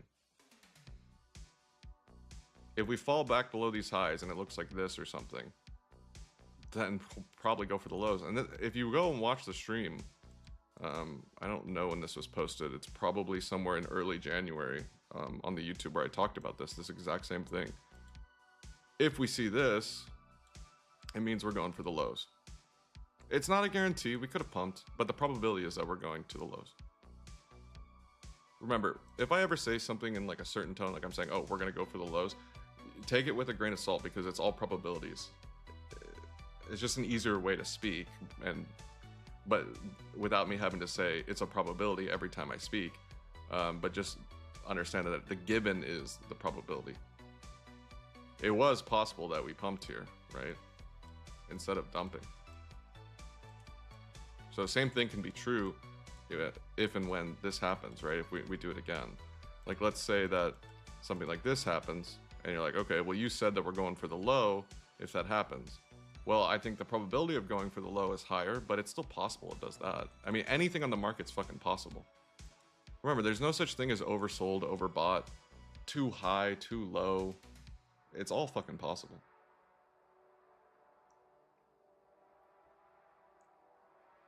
Which is why a stop loss is important, right?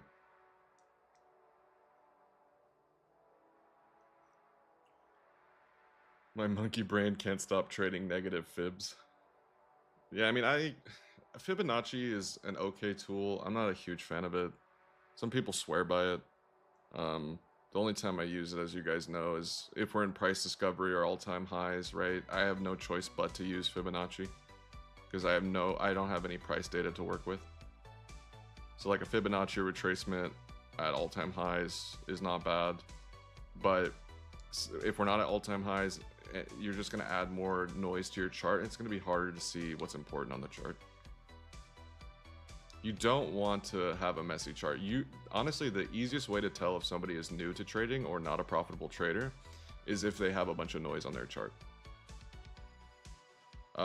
Because that's something that all of us in here have done at some point, and we all did it when we started. So it's really easy to tell if somebody is new to trading if they have a messy chart. And it's easy to tell if somebody's good at trading if they have a naked chart. Maybe a couple horizontal lines, maybe a couple boxes, and that's about it. And there's nothing wrong with using boxes too, by the way, because most of the market is zones. It's not precise horizontal rays. Honestly, I have more respect for people that use trend lines than people that use, random ass fucking indicators. And it's not like, oh, I'm not trying to be a dick, right? Because I did the same thing. Try out all the indicators and see if they work. And just keep adding more and more indicators until you get some kind of, methodology that can never be wrong. And let me tell you, that is a rabbit hole that has no bottom. That's a race to the bottom in a void, in an abyss. You can get an edge from using an indicator, but does that indicator tell you where you should put a profit target or where you should put a stop loss? It usually just tells you where you should enter. So understanding, like, okay, what breaks the structure? At what point is this market structure no longer probabilistically in my favor? And you really only understand that when you understand how to read structure. And reading structure is not easy. It takes a long time. And you can still make mistakes. Trust me, there's no such thing. There's no person out there who's a perfect trader. It doesn't exist. Every single trader has had losses. And if they didn't strictly start with an institutional background, they've probably had some really big losses and really big sting. And even institutional traders can take really big stings. Everybody in here has felt it that's a trader.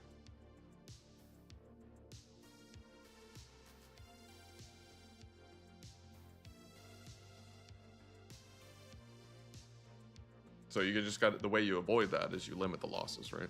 Easier said than done.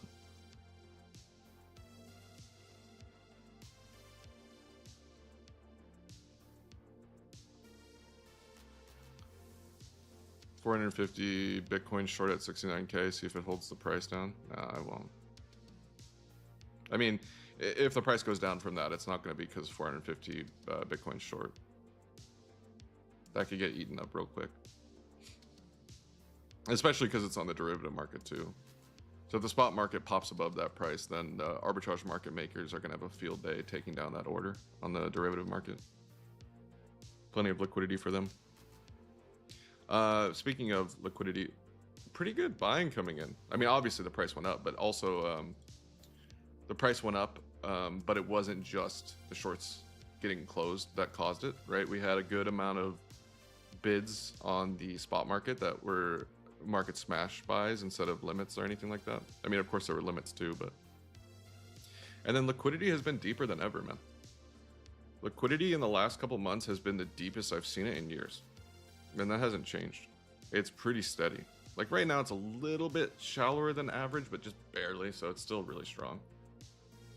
So really easy to get in and out of positions. Because I think honestly, the rise of delta neutral strategies, particularly among retail market participants, has just gone up so much. So many people want to do delta neutral strategies, and I think the cause of it was what happened on October 10th. Everybody started to read about these delta neutral strategies, and you know, because some delta neutral strategies were not delta neutral, they got completely wiped out. In fact, a lot of market makers, small and big, got wiped out on October 10th. But because that happened, it just became like, okay, who are these guys? What are they doing? How'd they get wiped out? Oh, they're using this type of strategy. Well, what is this type of strategy? And I think as a result, liquidity's gotten deeper, which is a net benefit for everybody. It could, you know, dampen the volatility a little bit, but I mean, we haven't really seen that.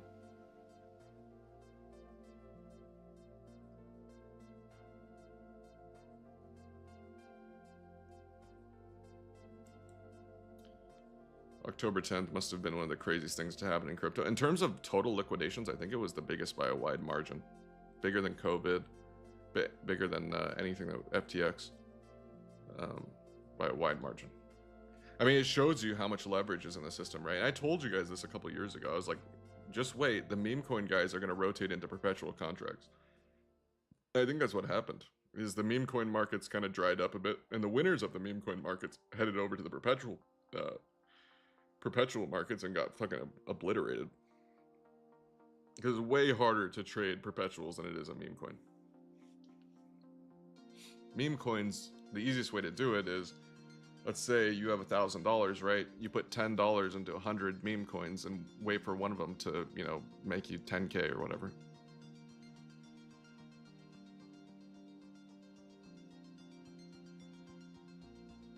And every time you get a new leg up on a meme coin, you sell a portion of it. But you come to the perpetual contracts, now you're going against, you know, it's like going from, like if you're playing a video game, it's like going from a normals lobby to a ranked lobby. Like going from like a silver level elo to like a diamond level elo or whatever. That's sort of the shift. And they were pub stomping everybody in silver. They came to diamond and lost the bag and got fucked up.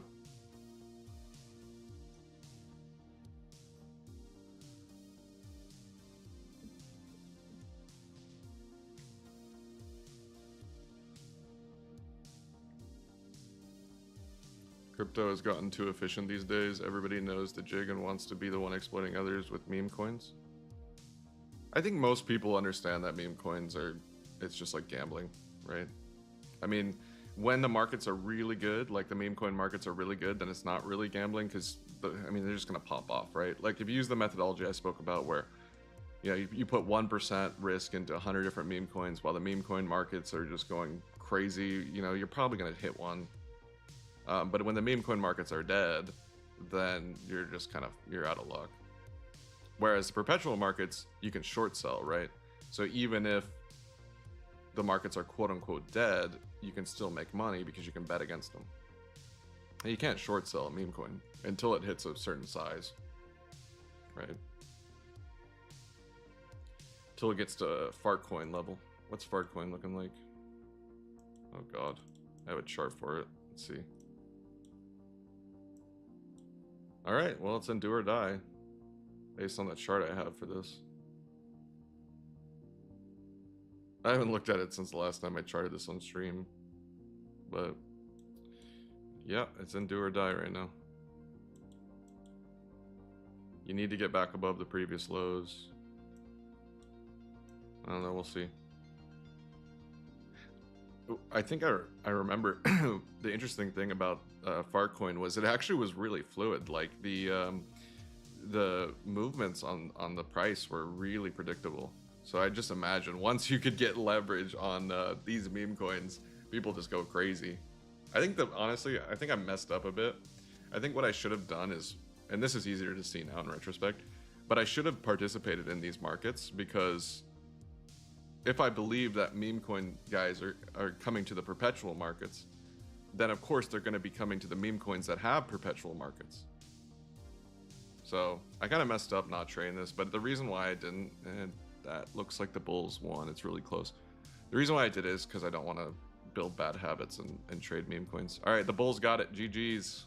I'm going to pay out the Bulls in chat. What was the RR looking like on this? Ooh, the Bulls, only 36% of the channel points were bet on the Bulls and only 8. So sorry, Bears. You guys, if you're a Bear in the chat, you normally win those predictions. So the Bulls get it today because obviously the markets are pumping. All right, choose outcome, Bull, complete. All right, Bitcoin's mounting a little bit of a comeback here. Should have the S&P closing fairly soon. Yeah, about an hour left on the S&P. But yeah, I mean, Bitcoin's just, today's been a decoupling day for Bitcoin. It's felt like. And when I say decoupling, I don't mean like overall decoupling, because people use it as a buzzword and be like, Bitcoin has finally decoupled from the stock market. It's now going to stay decoupled forever type thing. That's how I interpret it. When someone is like, Bitcoin is now decoupled from the stock market, I interpret it as them saying, oh, it's never going to recouple back to the stock market. But that's not true. Some days it will decouple, but that doesn't mean it has decoupled, like completely.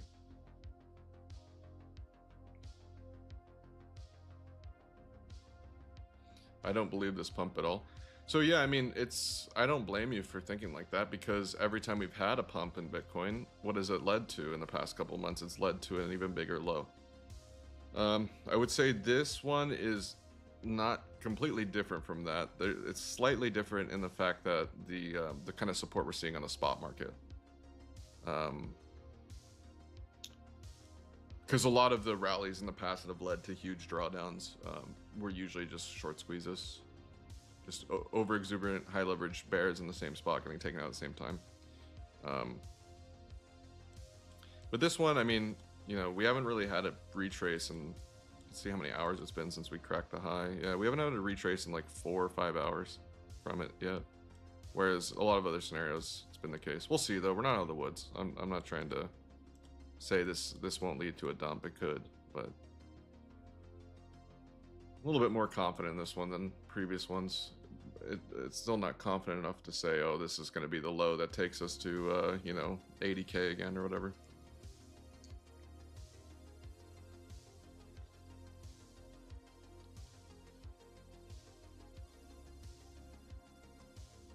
It's pretty good fluidity though.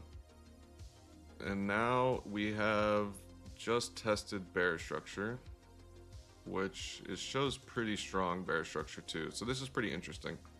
And this is only on the 1 minute, so it's not super reliable to use this all the time, because you've got to worry about the bigger trends. But so you had like where all the short sellers on the 1 minute were all in the same spot, right? And then they got taken out, but there wasn't enough real demand on the market, so it slid down. And then we had the retest, but wait a minute, it wasn't a proper retest. Instead, it was a lot of short sellers in the same spot.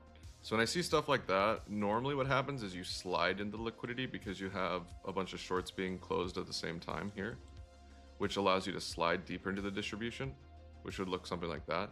But when you don't get that, and again, take this with a grain of salt, because this is a 1 minute chart, all right? Anything can happen on a 1 minute chart, but when you just get a clean test of it, that shows pretty good distribution here. Somebody's putting up a wall, right? We'll see if it's enough, because they got to fight the pump that's happening today. But someone's trying to put up a wall there. And on the other side, you've got good fluidity. So you've got retests of that, and then retests of that, which is both are good. This one was a little bit deeper into the retest, which shows a little bit of weakness. This one was pretty strong. So you get a strong one, you're like, okay, the probability of us getting the next one to work out is pretty high. Then you get a weak one, and you're like, okay, the probability of the next one is a little bit lower. And yeah, as you can see, someone put up a wall and just knocked it down. Also, the S&P's dumping too, but it's a concept I don't talk about very often. So even some of the OGs in here might not remember me talking about it. But like, if you, let's say you get like the distribution, right? So you have a bunch of short sellers that get knocked out. You guys know this one. So they get knocked out, price goes down. Okay, it was a short squeeze. But then when the retest gets front ran, this is what's kind of interesting, right? When the retest gets front ran, we know that the invalidations are all resting just below the front run. So sometimes you'll get a deep dive into it. If you get a deep dive, that shows that, okay, the bearish fluidity is not that strong. But if you get a clean retest, even while this is happening, it means somebody's got a wall right here. I mean, this is, you'd expect it to dive into it. If you can't dive into it, that's pretty strong distribution. And the next level to hold was actually right here, and we went straight through it. So now, if we get a retest of that, it could look to making a new low lower than this low. We'll see though. Because that's retesting where the structure breaks. Again, this is all way better to use on higher time frame, as most strategies are, because the probability of them actually working is way higher on higher time frames. Low time frames not as much, but it's the same concept on the low time frame as it is the high time frame.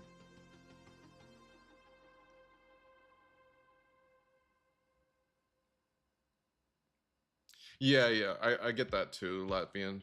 Yeah. Yeah, so Latvian's saying, you know, it's easier to move value out of a war-torn country using Bitcoin than using almost anything else. And the currencies are expected to depreciate because of war. That's pretty classic as well. So depreciation of currency paired with the fact that you need to move value out of local currency into something else is definitely a recipe for assets to pump. But that, you know, the currency depreciation argument isn't really as important. And I know you didn't make it. I was just speculating off the currency. The reason why is because Iranian currency is the market cap's not big enough to have that big of a significant influence. And if it was, then we would have seen that happen on the stock market would be up like a lot more than it is today. Not just Bitcoin.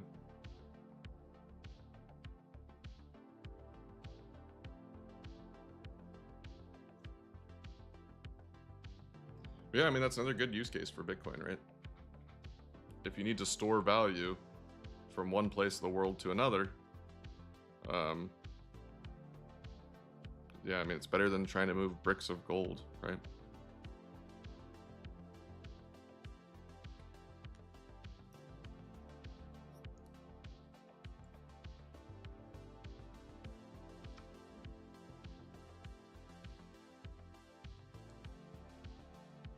There's a 450 Bitcoin short at 69, 283.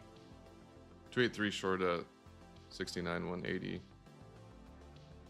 Yeah, it looks like we just dipped into a supply zone.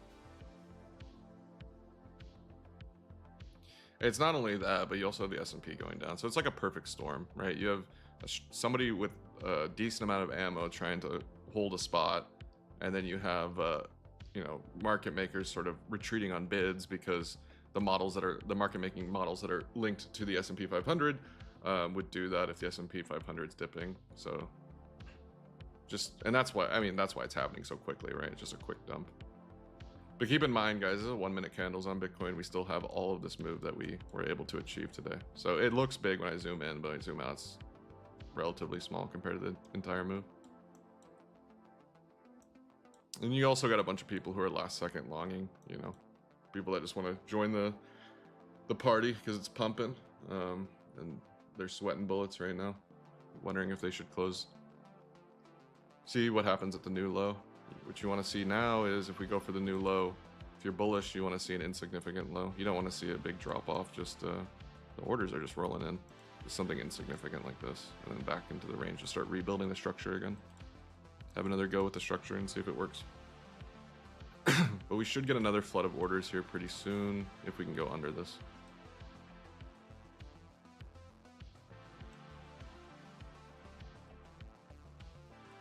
You guys know that Bitcoin likes to make equal highs and equal lows these days quite frequently, so seeing a pump from here is pretty funny.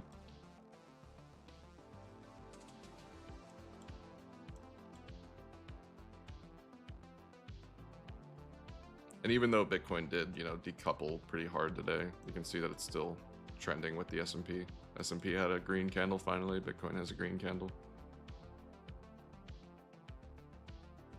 Someone is filling longs right now. Yeah, I mean, this is a war zone. This little range is a war zone. You've got this side, top side distributing hard, and then you've got the bottom side guy fighting too. So right now, just based off the structure, and it's not just because we dumped a lot, but based off the structure, the top side fluidity looks better. So whoever's, machine gunning it down from the top is winning the battle so far. And when you look at like the high time frame, it's a lot easier to rationalize unloading more ammo because we're at the relative top of a range that we've been in for a month. So like the argument to like start smashing in shorts here is better than the argument to start smashing in longs right there, based off of where the relative range is, the highs and the lows. It's easier to rationalize it. But, we got a pretty big pump, and these 4-hour candles are small, right? So this looks like a big dump on the 1-minute candle, but then I show you the 4-hour candle, it doesn't look like much. You need to start pumping it, boys, or at least not dumping it. Stop dumping the price. It's no fun.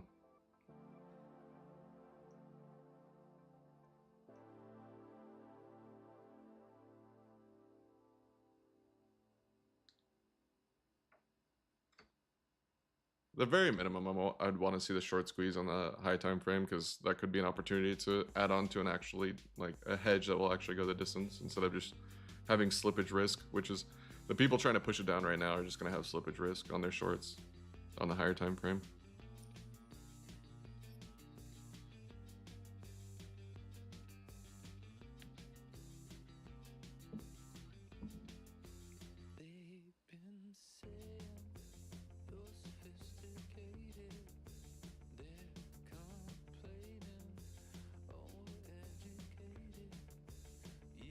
Is the El Culbra are the short sellers tracing the price, or are they just holding in the same spot?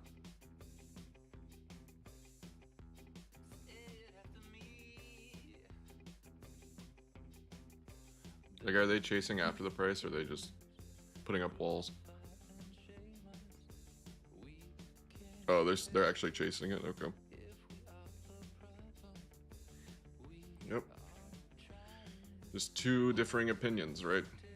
One whale on one side thinking the price should go lower, one whale on the other side saying the price should go higher. Just watching the battle take place.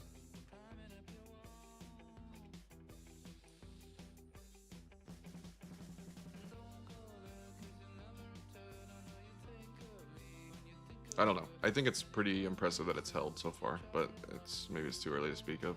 We're on the last 4-hour candle of the day too, so I don't know if you guys have noticed this, but this has been more prominent, probably because we've been sort of in a bear market.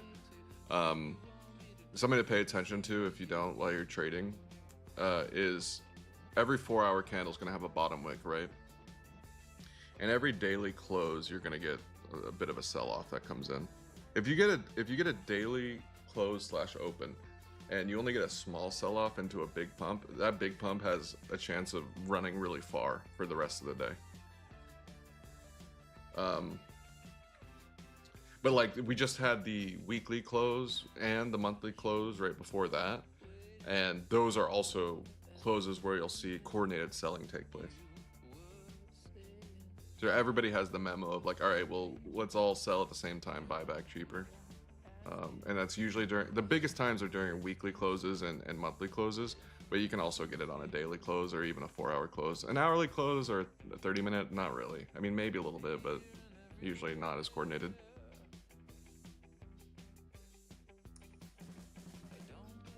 But if you're scalping or something, and let's say you're scalping long, or even if you're scalping short, Just a nice little tip to keep in mind is if you're near the daily open / close, a lot of times you can expect a little bit of a dump to come in. Sometimes more, sometimes less, but there should be some sort of dump that comes in.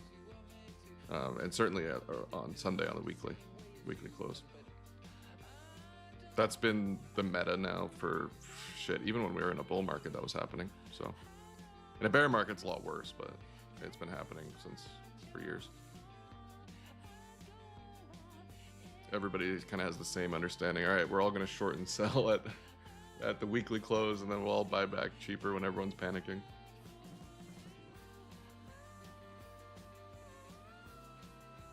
And when I talk about closes, I'm referring to UTC, by the way. So Universal Time Clock is the time zone I'm talking about.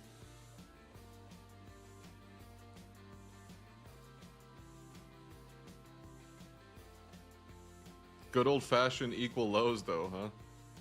Jesus. This right here used to never happen. These equal lows used to never happen. By the time we got here, we were making a new low. And the same thing with equal highs, too. But over the last couple years, they've just been so prominent. And there's a retail strategy out there that uses that exact strategy. So there were years where that retail strategy didn't work very well. But now the people that use that strategy are probably printing. I like my strategy the most. So I never really used their strategy, but I can see it working pretty often these days. And I mean, it's pretty straightforward. You get great risk reward. The issue with it is you run the risk of slippage, and having to pay that slippage could eat into the risk reward. And that strategy is as simple as it seems. When you're low on a price, you just buy when there's an equal low. There's more intricacies to it. I'm not really giving it full credit here, probably because I don't fully understand it, but I know the premise of it is buy low, sell high, just using the candlesticks to do that. And they call it supply zone or demand zone. It's a supply-demand trading, which is patented. It's a U.S. patent to use that strategy, but it's like impossible to enforce that. So.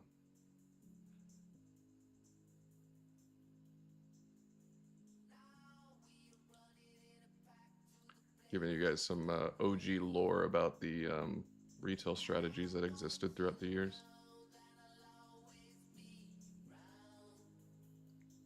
On other exchanges, it swept that low. Binance is just different. Yeah, so I guess the whale that is defending these lows is on Binance. The thing about it though is you want to do it on multiple exchanges. Like if you're trying to market make and you're doing discretionary market making, you should be tapped into the API of all the big exchanges, not just one. I guess you could do it with just Binance, but it's better to spread it out if you're doing discretionary market making. Because I mean, delta neutral strategy market making, they're using all the exchanges.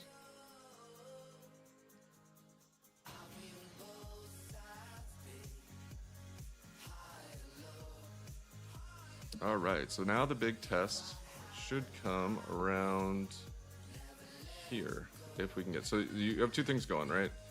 You have, so these are all done. This one was done, this one was done. You can see it here and here. And this one broke down. It was the next one. It broke down. And then, so if you get, a lot of times, if you get a retest of that, and it's a good retest, like if it looks something like this, a lot of times it means that we're going to take all this liquidity out of the bottom. And then you can also look at the structure on the other side as well. So then you have, this and this. So it would kind of coincide in the same spot, like right here. And then I can make this red. So if you can get through this, you can go for the top side. If it rejects from here, then you go to the bottom side. So this is sort of the decision point in the structure right here. And of course we gotta see what the S&P is doing, because if the S&P is just pumping like crazy, then none of this really matters. Or if it's dumping like crazy, same thing.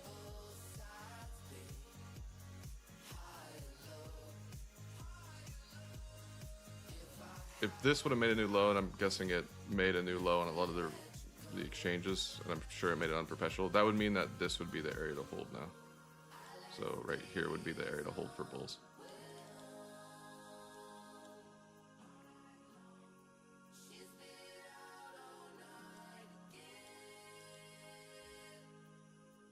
We shall see.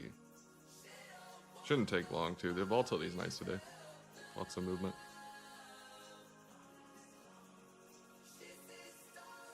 Yeah, this song's a banger.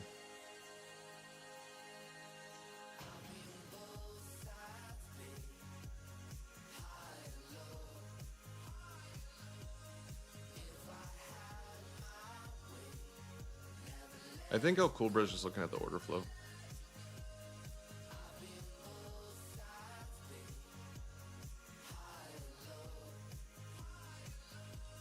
Which I look at it too, but I just look at the spot one, like the very vanilla basic spot order flow, just so I can gauge liquidity and then see what kind of market smashing is happening. How aggressive is are the bids versus the ask, the offers.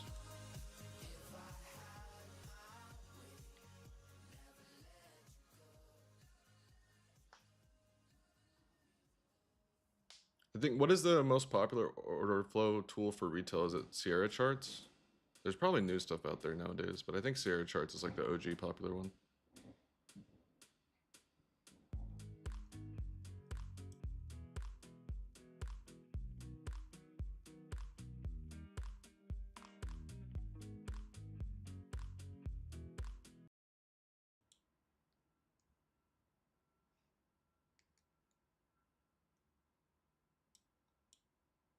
S&P is not going to be open for too much longer, and then it's sort of up to Bitcoin what it wants to do after that.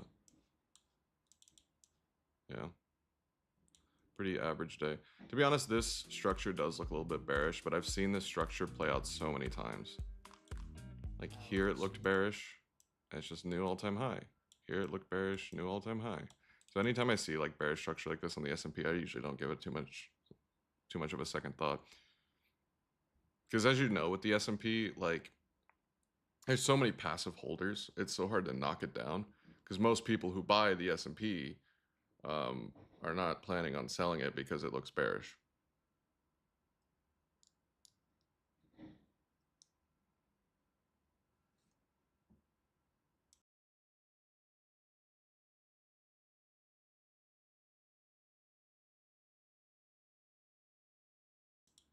Area of effect, Nightbot doesn't allow any links besides TradingView. I'm not saying your link is sus, but it's crypto, right? So people sometimes drop sus links in here. I'm sure your link is fine, just the Nightbot.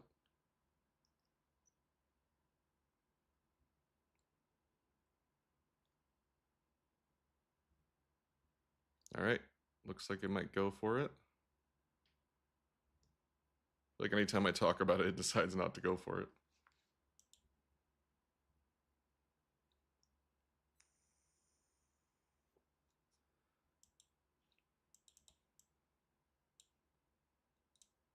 So I had the original playlist that I had going was non-copyright music, and now YouTube's been auto-playing, which I think YouTube is frozen right now for some reason.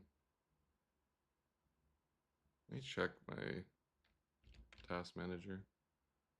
And nothing's running high. My memory is sitting at 48% usage, so I don't know why Google Chrome's acting up. But yeah, the part of the stream with the copyright music might not make it to YouTube.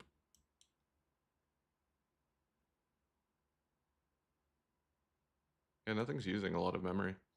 Google Chrome just likes to use a lot of memory. I'm not a programmer coder, but I'm sure you guys have experienced that too.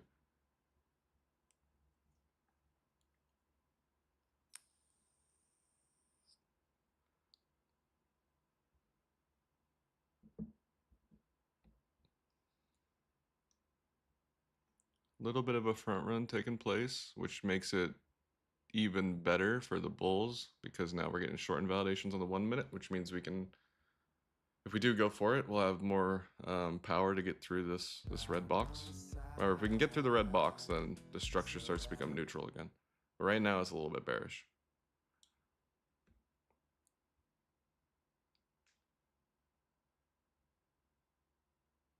Craven Marvels.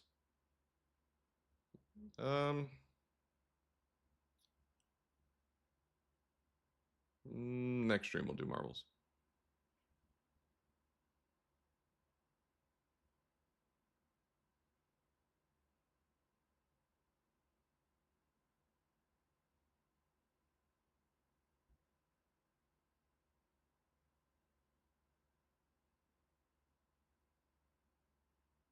Oh yeah, the level 2, level 3 data.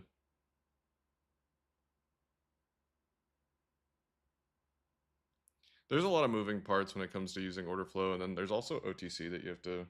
A lot of that is, of course, not public information.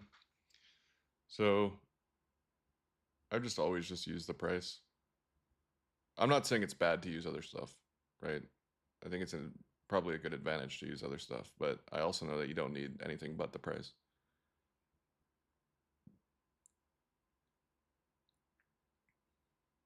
What are your thoughts on sweeping 60k wick before breaking and holding about? It's possible. I think the probabilities are more aiming towards the top side, popping the top. But I mean, it's been dumping like crazy. There's a lot of fear in the market. I could definitely see it going lower.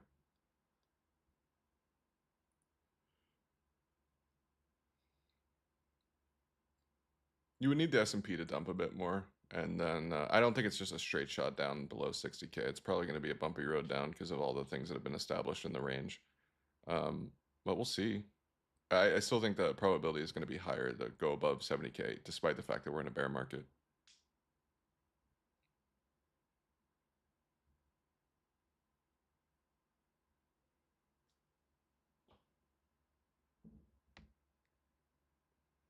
Yeah, I agree. I agree, El Culbra. There's nothing wrong with using more tools.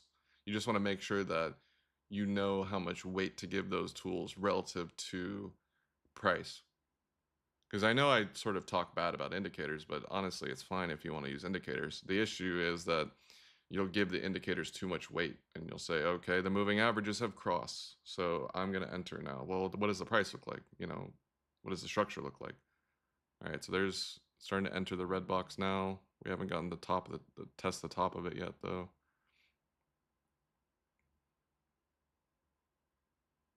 And the top of the red box is coming from the structure break on bull side. We might get it, we might not.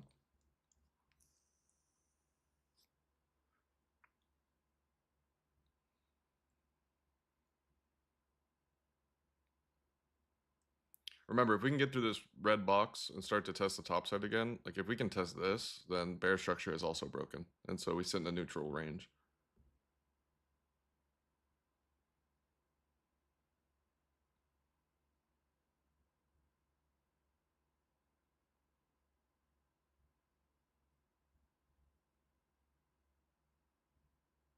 Come on, Biddy. Pump it. The new 4 hour is probably green right now, right? Yep. New 4 hour is now green. All right.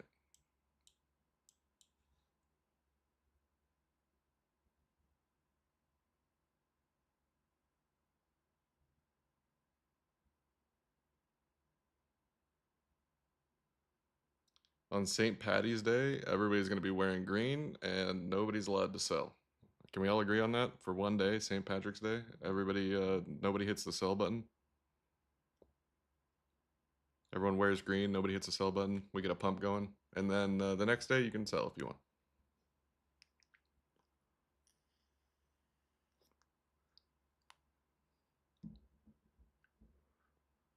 Whoever's connected to the market making telegrams and Discord channels, let them know that on St. Patrick's Day, no one's allowed to hit the red button because we're all going to be wearing green.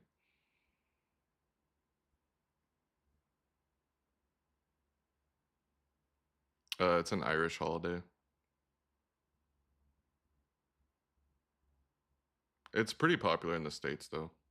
There's a lot of Irish people here.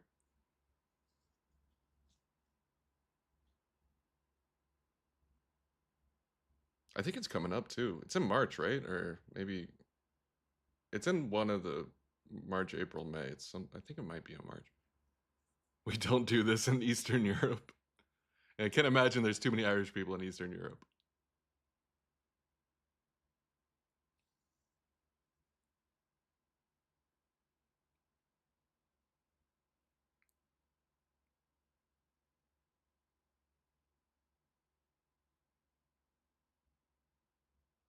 Yeah, a lot of Irish descendants, yeah.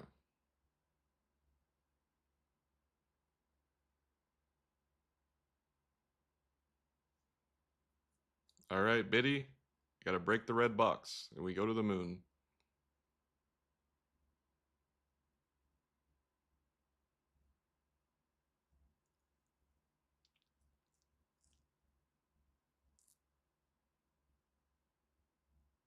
By the way, if you got your finger hovering over the long, like going long button, it's not necessarily a good spot to long breaking the red box.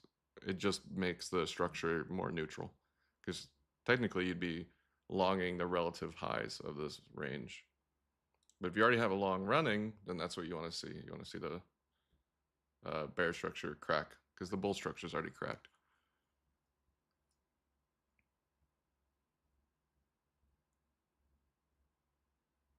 In Eastern Europe, we drink. Oh God, I'm gonna pronounce that wrong. And got the pig to see the red flow. Blood for the blood god. So it's these Eastern Europeans that have been dumping the price. They like red more than they like green.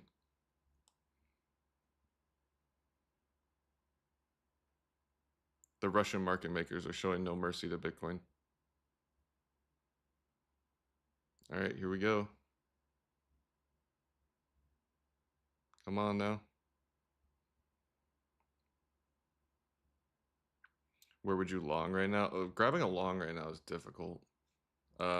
But a potential area is the next spot in the structure, which is like 67.8 pretty much. But what you'd want to see is like 67.8 down to 67.5. But what you'd want to see is like a quick wick. You don't want to hover down there, because what you're doing is you're challenging this, which breaks this sort of structure here, but it doesn't break the higher time frame structure. Or if you're a scalper in the chat, you could find longs on the 1 minute. It's just going to be harder because you can get invalidated a couple times before it comes to fruition. But like a higher probability would be a swing, and the swing would be at like 67.8 to maintain structure. But there's still opportunities if you're a good scalper in the chat to grab longs. All right, that looks pretty good. Come on now, Biddy. Come on, Bitcoin.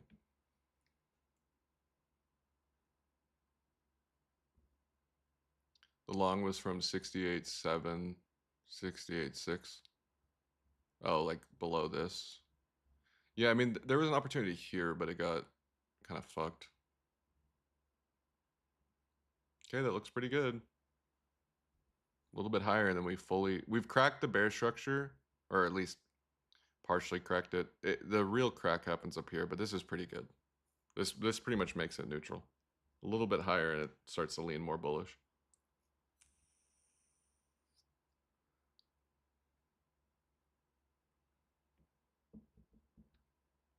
The reason why it's 67.8 for the swing trade long is because everything else has been tested. So this has been tested, which is the first one. So like if we look at this sort of as a ladder down, you look for the lows. And so the lows are here, here, here, and here. And then we like see how price respected that. So after we had like that fear dump come in. I talked about this earlier, but I'm just going to go through it really quick for the people that are joining. We had this fear dump come in because of the conflict in the Middle East. Prior to that, it was actually holding it, but then conflict news comes out and big dump comes in. And then it didn't dump nearly as much as probably we all thought it was going to do. It was a quick move, but you know, maybe thought it was going to go even lower because war, right? Anyways, it eventually regained it without making a new low, so that's a good sign. It did showed bad fluidity here, but it didn't show bearish fluidity. It was still bullish, but it just wasn't that good. And then we had the test here once we reclaimed it, and we had the test here. So the next one is this one and this one, which you can, if you're aggressive, you can just take the box on it and do 68.3 to 67.8. But we'll see how it goes. I don't know how. We got to look at what the local structure looks like when we get closer to it, if we even get closer to it. But that's where you'd be looking. At least I'd be looking.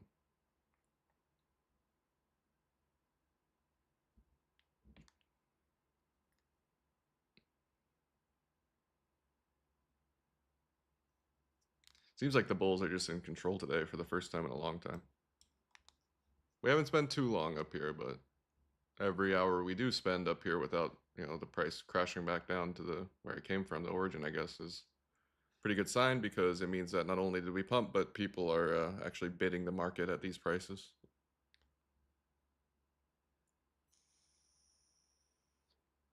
All right. Come on, Bitcoin, you want to go for more here? So technically on the 1 minute, since we haven't had these tests, we could see turbulence at 69.6 and all the way up to 69.78. It's like right there.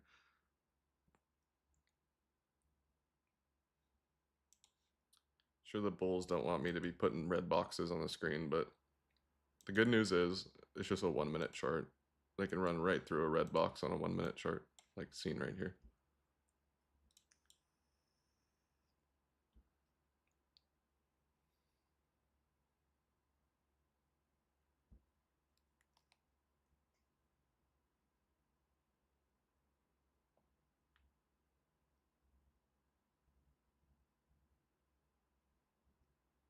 And the reason why this was important was these were the lows where all the longs were kind of setting up, and then they got cracked.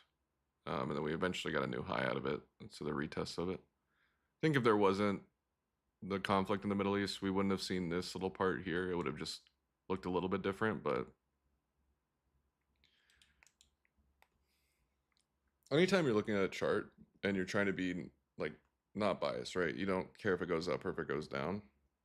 If it looks like it should have gone down more than what it actually did, you don't want to ignore that. That's usually an important data point. Same thing is true on the other side. If the price looks like it should have gone up a lot more, but it didn't, that's usually a good sign, or good or bad sign, depending on if you're shorting it or longing it. But it's worth paying attention to those signs because, why didn't it happen? It's usually because the supply and demand, there's something funny going on with supply and demand. You might have a lot of big players that are stepping in to either bid the price up or knock it down for whatever reason. But, big players stepping in is usually going to have some influence on the price and what it does in the future. Sort of affecting the dynamics of the supply and demand that exist in the range.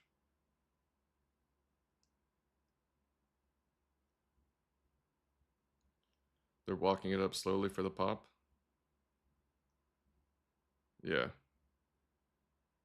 I mean, if you've been bearish or shorting a lot lately, Bitcoin has been a field day, right?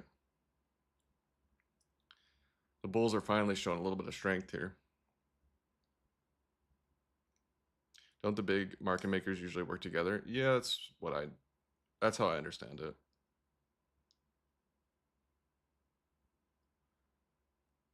At least the ones that are more discretionary market makers. But even if, let's say, like a bunch of big market makers are working together, in terms of the legality of that, well, Bitcoin's kind of the Wild West. But like, let's say they are, it's still not guaranteed that they win the battle, right? They could still get ran over by the retail stampede. Or let's say like they're working together on Bitcoin to push it somewhere, and then the S&P starts working against them.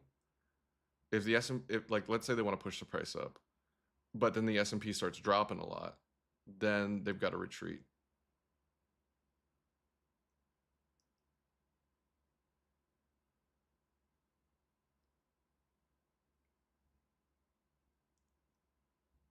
And I'm talking about like discretionary market making, right?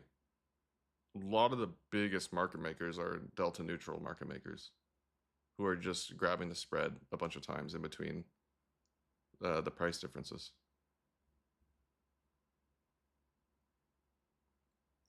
So they don't really care if it goes up or down. They're just more so interested in a premium between two um, financial instruments with the same underlying asset.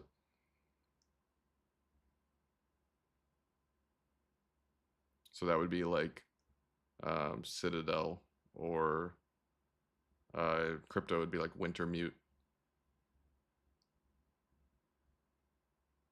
And some internal market making as well. So like Binance has internal market makers.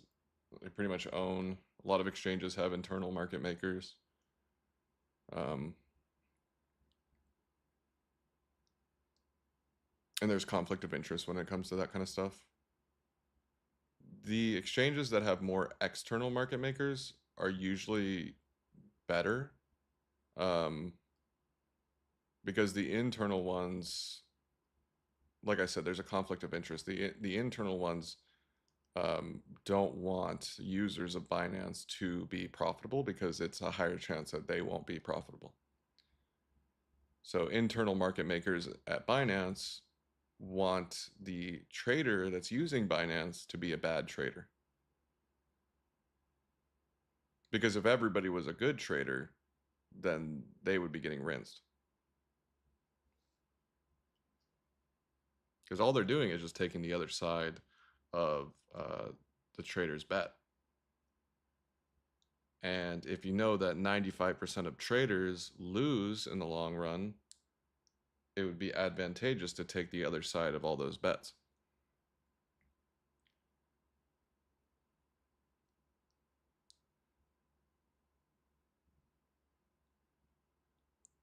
It's just a little bit sketchy because if Binance owns the market maker,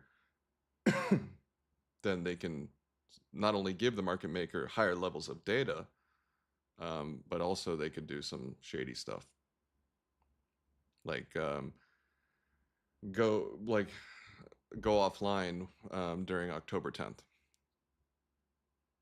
that kind of stuff.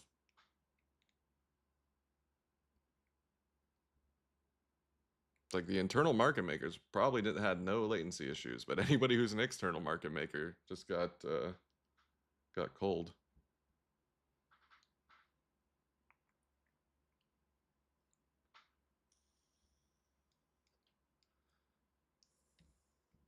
Oh yeah, arbitrage market making is very, very profitable. It still has risk to it though, and we saw that happen on October 10th. Like bots that were market making, like the small to mid-sized market makers who were running it up, right? Making 7, 8 figures a year just by being completely risk-free, which they thought they were risk-free, but they weren't risk-free, lost everything in one day, in a few hours, right? Just lost everything. Because they're thinking, okay, well, I'm making a lot of money and I'm technically delta neutral, so that means I have no risk. I don't, if the market goes up, if it goes down, it doesn't matter to me. I make money either way. But what happens when you can't reduce positions because the exchange goes down? Now you're completely exposed. And if you're using the arbitrage market making between the derivative market and the spot market, so your portfolio is exposed to the leverage markets and you can't reduce your positions that are leveraged, then you get liquidated.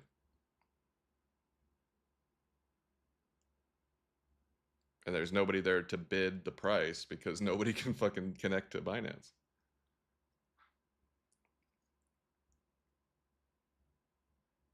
I don't know all the stuff that happens behind closed doors, but that's just me looking from the outside in. So I could be wrong in a lot of the stuff I'm saying. It's just my speculation. There we go. Pop. All right, bear structure is cracked. Come on now. All right, I'm gonna scrap this then. All right, let's get it, Biddy. They might have just, someone might have just stole this guy's positions and they might try and knock it down now that they have it, but we'll see.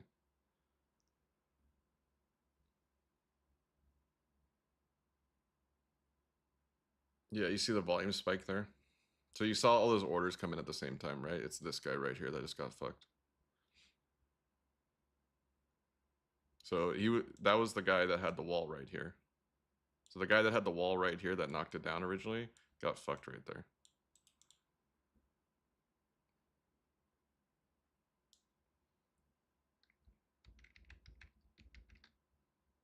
He's still there. He's not giving up. Well, retail, some people got fucked then. He probably got tagged out and now he's trying to do it again. That doesn't mean he didn't get fucked though.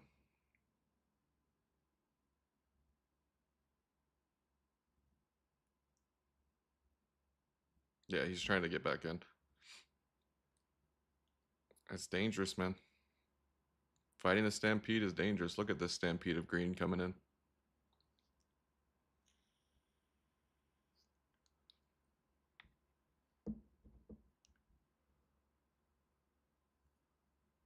He's, yeah, I mean, if he's doing it the right way, at least my opinion of what the right way is, then he should be hitting the spot markets too, not just the leverage markets.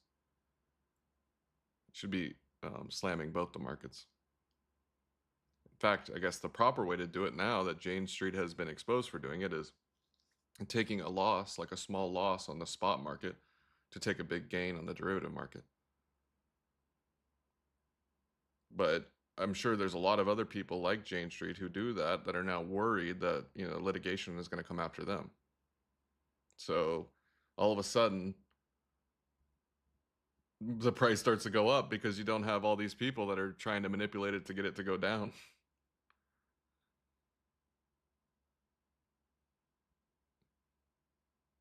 I guess it depends what the jurisdiction is. Like, I'm sure there's still Russian market makers that are still doing the same shit, knowing that they're not going to get extradited out of Russia. But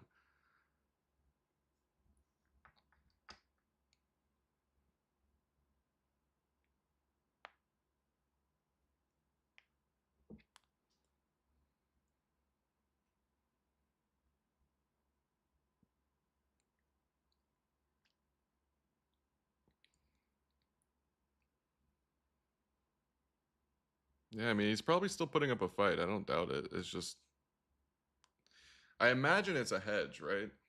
If he's taking naked short sells, which it wouldn't be naked, but if he's not selling on spot, then this is just a hedge play. He probably bought spot before the big pump came in, and now he's just hedging it. But if he doesn't have spot and he's just taking a naked short sell, that's pretty brave to fight the stampede like that.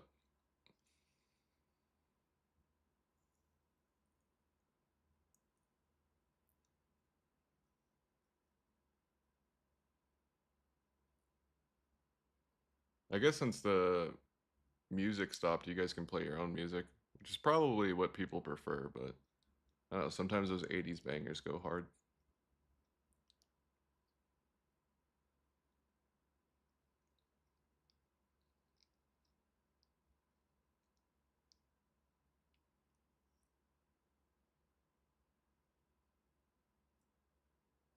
That is the question. That is the question. And I will say, this one feels a little bit more like a genuine pump because the spot bids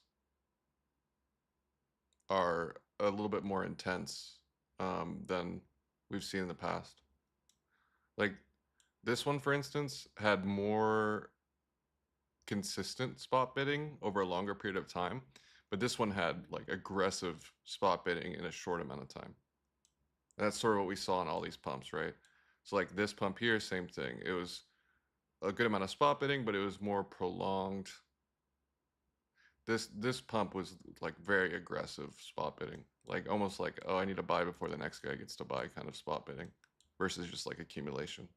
And we can see that through all the pumps in this range. So that's the biggest difference I see so far on this one is it seems um, like the spot market has been more aggressive on this one than the previous ones, which would lead me to the conclusion that this one is a little bit more genuine than the previous ones. Because the previous ones is like, you know, slow accumulation, wouldn't mind if the price went lower. And this one's like, I need the price to get lower because everybody's front running my fucking bids. What term? This is an old school one. This is called Tensor Charts. It's a free one too. There's a link for it in the Discord, but it's TEN 10 SOR charts.com. And I'm looking at the Binance spot. So this is Binance spot, but they also have Coinbase and Bitfinex, even though Bitfinex isn't that big anymore. And Bitstamp is pretty good to look at too. But Binance going to be the biggest volume, so you could, I'd say nowadays you're fine using Binance and Coinbase spot order flow. That's usually going to encapsulate most of it. You have OKX and Bybit too, but you're fine. Looking at Binance and Coinbase, those two together is going to give you the general picture of what's going on. There's nothing wrong with throwing in other exchanges. Like OKX is a pretty big spot market too. And of course, Bybit has a reasonably sized one. But Bybit, there's a lot of leverage on Bybit. There's a lot of leverage on all the exchanges, but like the ratio between leverage to spot, Bybit is very leverage heavy. And they're not as generous with their isolated liquidation spreads. Probably because their books aren't as thick. So you have thinner, if you have thinner books, then you got to use tighter liquidations because you're taking on the risk for the liquidation slippage.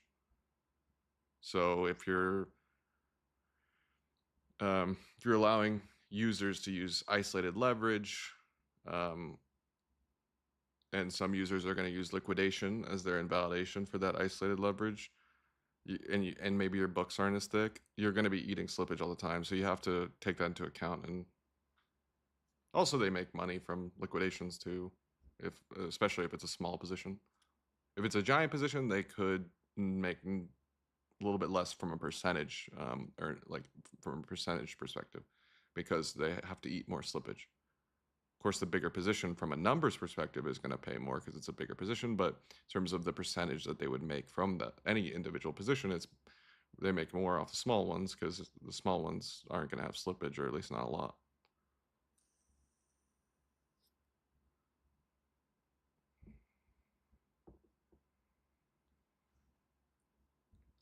It's a good level for reversal at 2107. For ETH, the ETH price action been a little bit more random. It's been following Biddy. It's actually a nice hold right there. Yeah, the ETH one's hard to call, man. Like I said, it's a bit more random here. Looking at both these structures, you're looking at where we're currently at, technically, for this one. At around 2030. And then, let's see here. And then this one at 1989.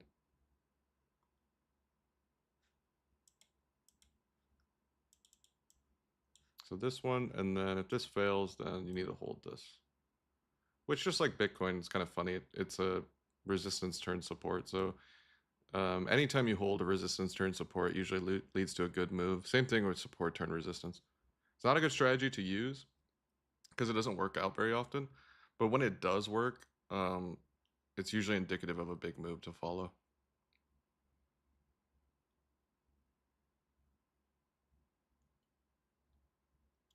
Oh, you're talking about for short selling, 2107. Let's see. 2107, so this is done. So, oh, you're looking for this? Maybe. Yeah, you could run into some turbulence here for sure. You just zoom in a bit.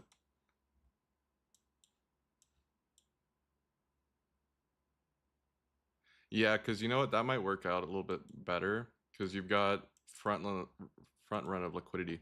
The thing you have to keep in mind though is the short from 2107. I don't think it's going to take you to a new low. It could, but it's a little bit lower likelihood because the way you'd get filled here is you'd rely on the front running of liquidity here. So you'd rely on the short sellers that get taken out from this to slide you into liquidity. Yeah, and this is already done. So never mind, that's already happened. Yeah, I don't know. I take that back. 2107, not that good. But this is a good example, right? So you have like, instead of just having a perfect test of it, you kind of slide into it a bit. That actually shows quite bearish, but. Or you could do, let's see. Yeah, this is difficult, man, because it went straight up. 2073 maybe.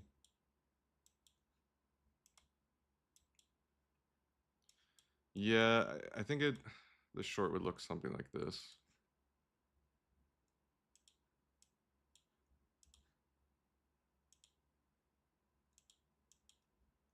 Probably from there. But I don't know if Bitcoin wants to pump a lot, then maybe not.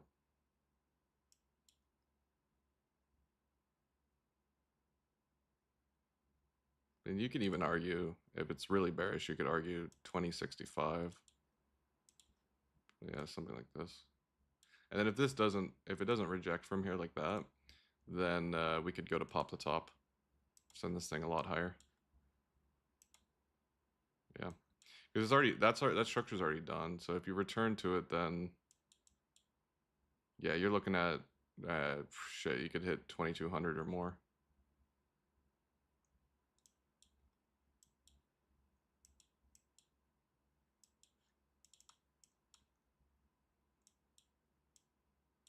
Yeah. But again, this analysis on ETH isn't as good as the Bitcoin one because it's a bit more random. It's a bit more difficult.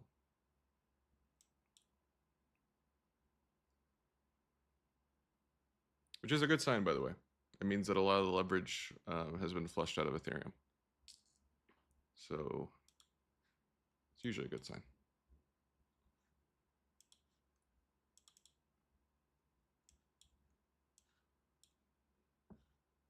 Harder to predict, but less greed makes it easier to pump.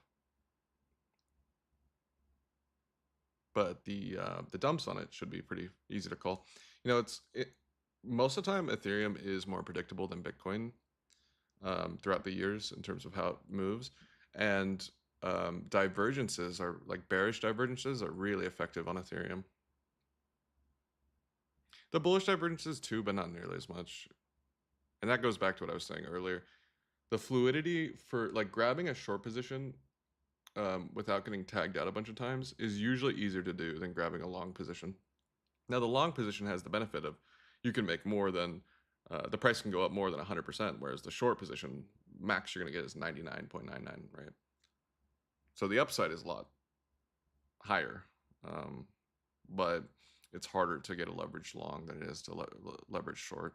If you're going for a leverage long a lot of the time, you're either going to have to take a really wide swing trade, or you got to be okay with getting tagged out a bunch of times in the low time frame before it comes to fruition. And in these bear market conditions, you could be tagged out a bunch of times, and then the price just it never turns into a winner, and you just get rolled over, and that's pretty brutal for your mental.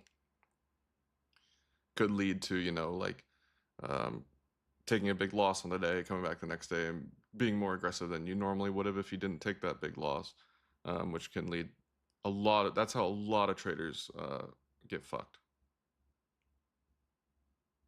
If a trader blows up an account, that's usually the route that it happened with, right?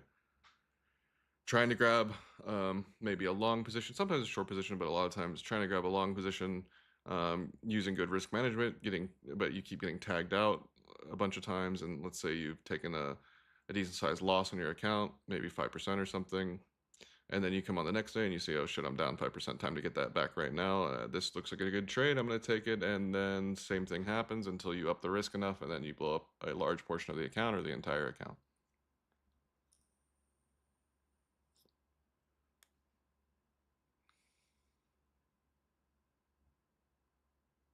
That's the story of a lot of retail traders.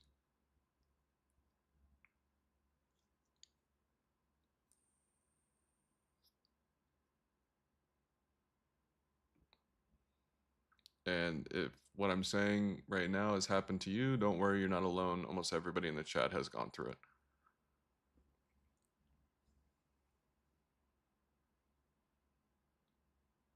And the only thing that will separate you would be relentless discipline to risk management. And a way you could look at that is think about it the opposite of how crypto Twitter would think about it. So crypto Twitter will be like, today's the day. You got to go all in, or you're gonna miss out on generational wealth. The altcoins are gonna 100x today. If you don't leverage long right now with all your money, you're gonna regret it tomorrow. And so you have to like do the opposite of that and think like, okay, well, there's always going to be another opportunity. If I miss one today, there'll be another one tomorrow, you know.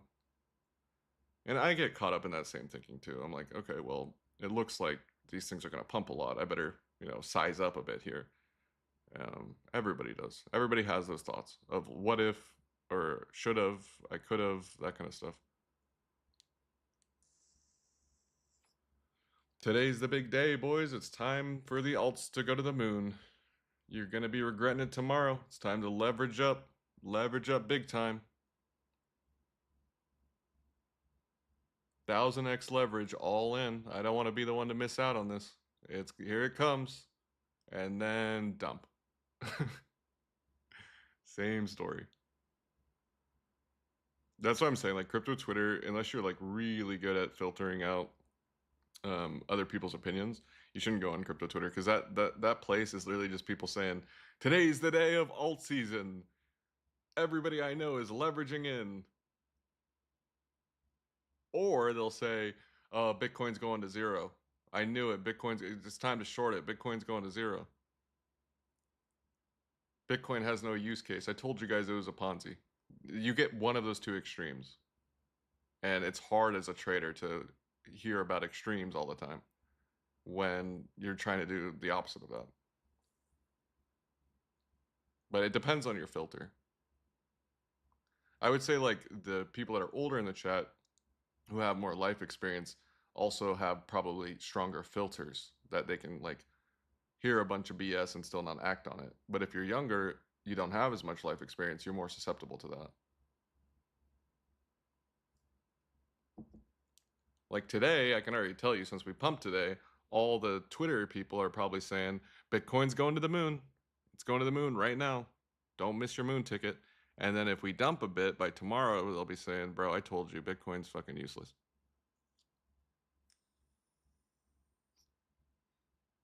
And it's usually the accounts that don't have a lot of followers that are the most valuable accounts to listen to, but you're never going to see them because they don't hit the algo. It's the accounts with a lot of followers that just have no idea what they're saying.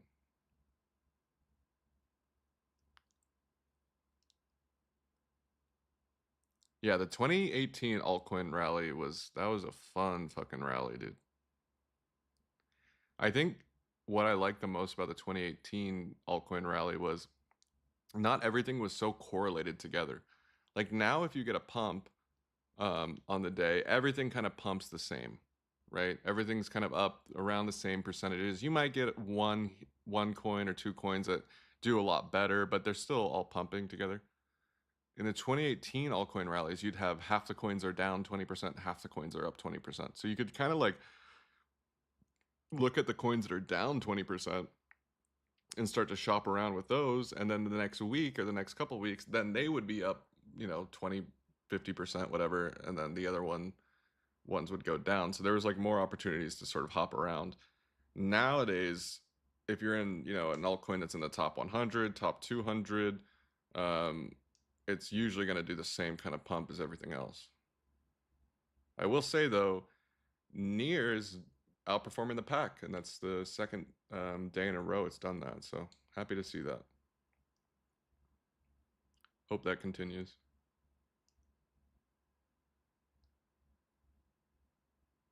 And I think Near is still in like the top 40, top 30 coins if you take out the stable coins.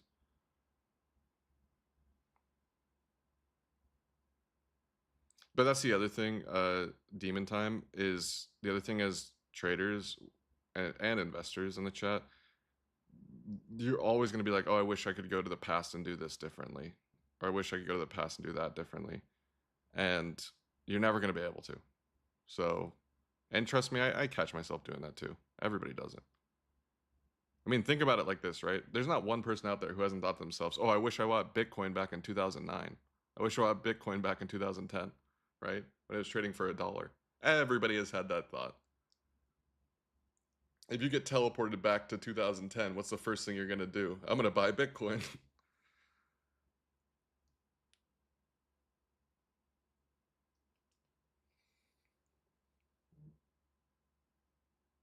And 10, 20 years from now, they'll probably be the same thing. What's the first thing you do if you could travel back to 2026? You'll probably buy Bitcoin.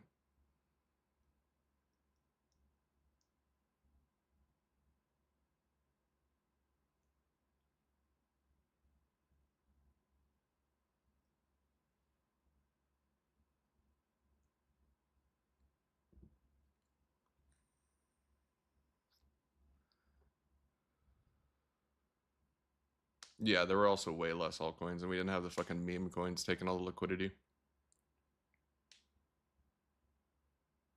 Back then, there was like what, maybe like 50 altcoins that people cared about. Now there's like a million. If you consider meme coins altcoins, then yeah, there's like an infinite number of fucking meme coins now, altcoins. Liquidity is just so spread thin. But, it'll consolidate, I think.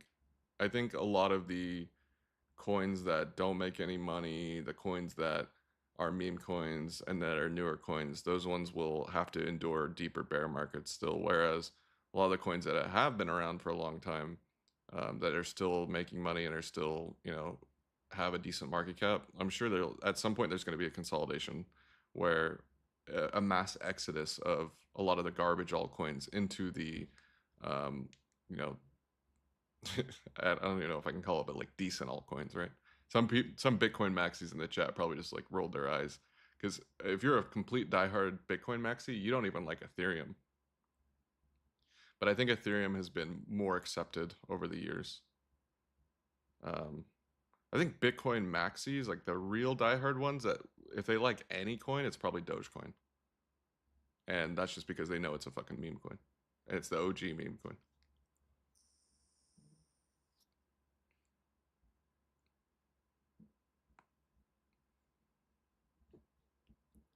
All right, I'm probably gonna call it here for today, but make sure you guys don't press the red button. We need to get Bitcoin back up so that everybody everybody who's hating on it can stop hating on it.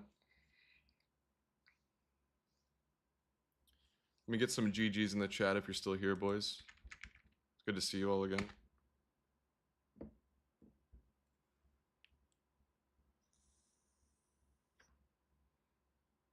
Just watched a video about why the shoe collector industry fell apart recently. It's because supply increased, too many shoes, too many meme coins, and then the professional resellers, botters of shoes, meme coins, ruin the fun for the collectors. Yeah, I mean, I'm sure the shoe collection thing, there'll be a resurgence. It's just, it's when the supply gets so, you know, spread out so much. Because, like, think about it like this, right? Pokemon cards, um, sports cards, they have their bull markets and their bear markets too. They have bull and bear markets.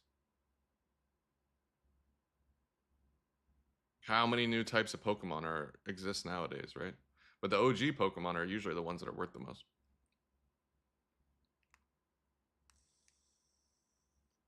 Same thing for altcoins, right? How many altcoins exist? But the OG ones, if it returns to a proper bull market, will be the ones that are the most rare. All right, folks.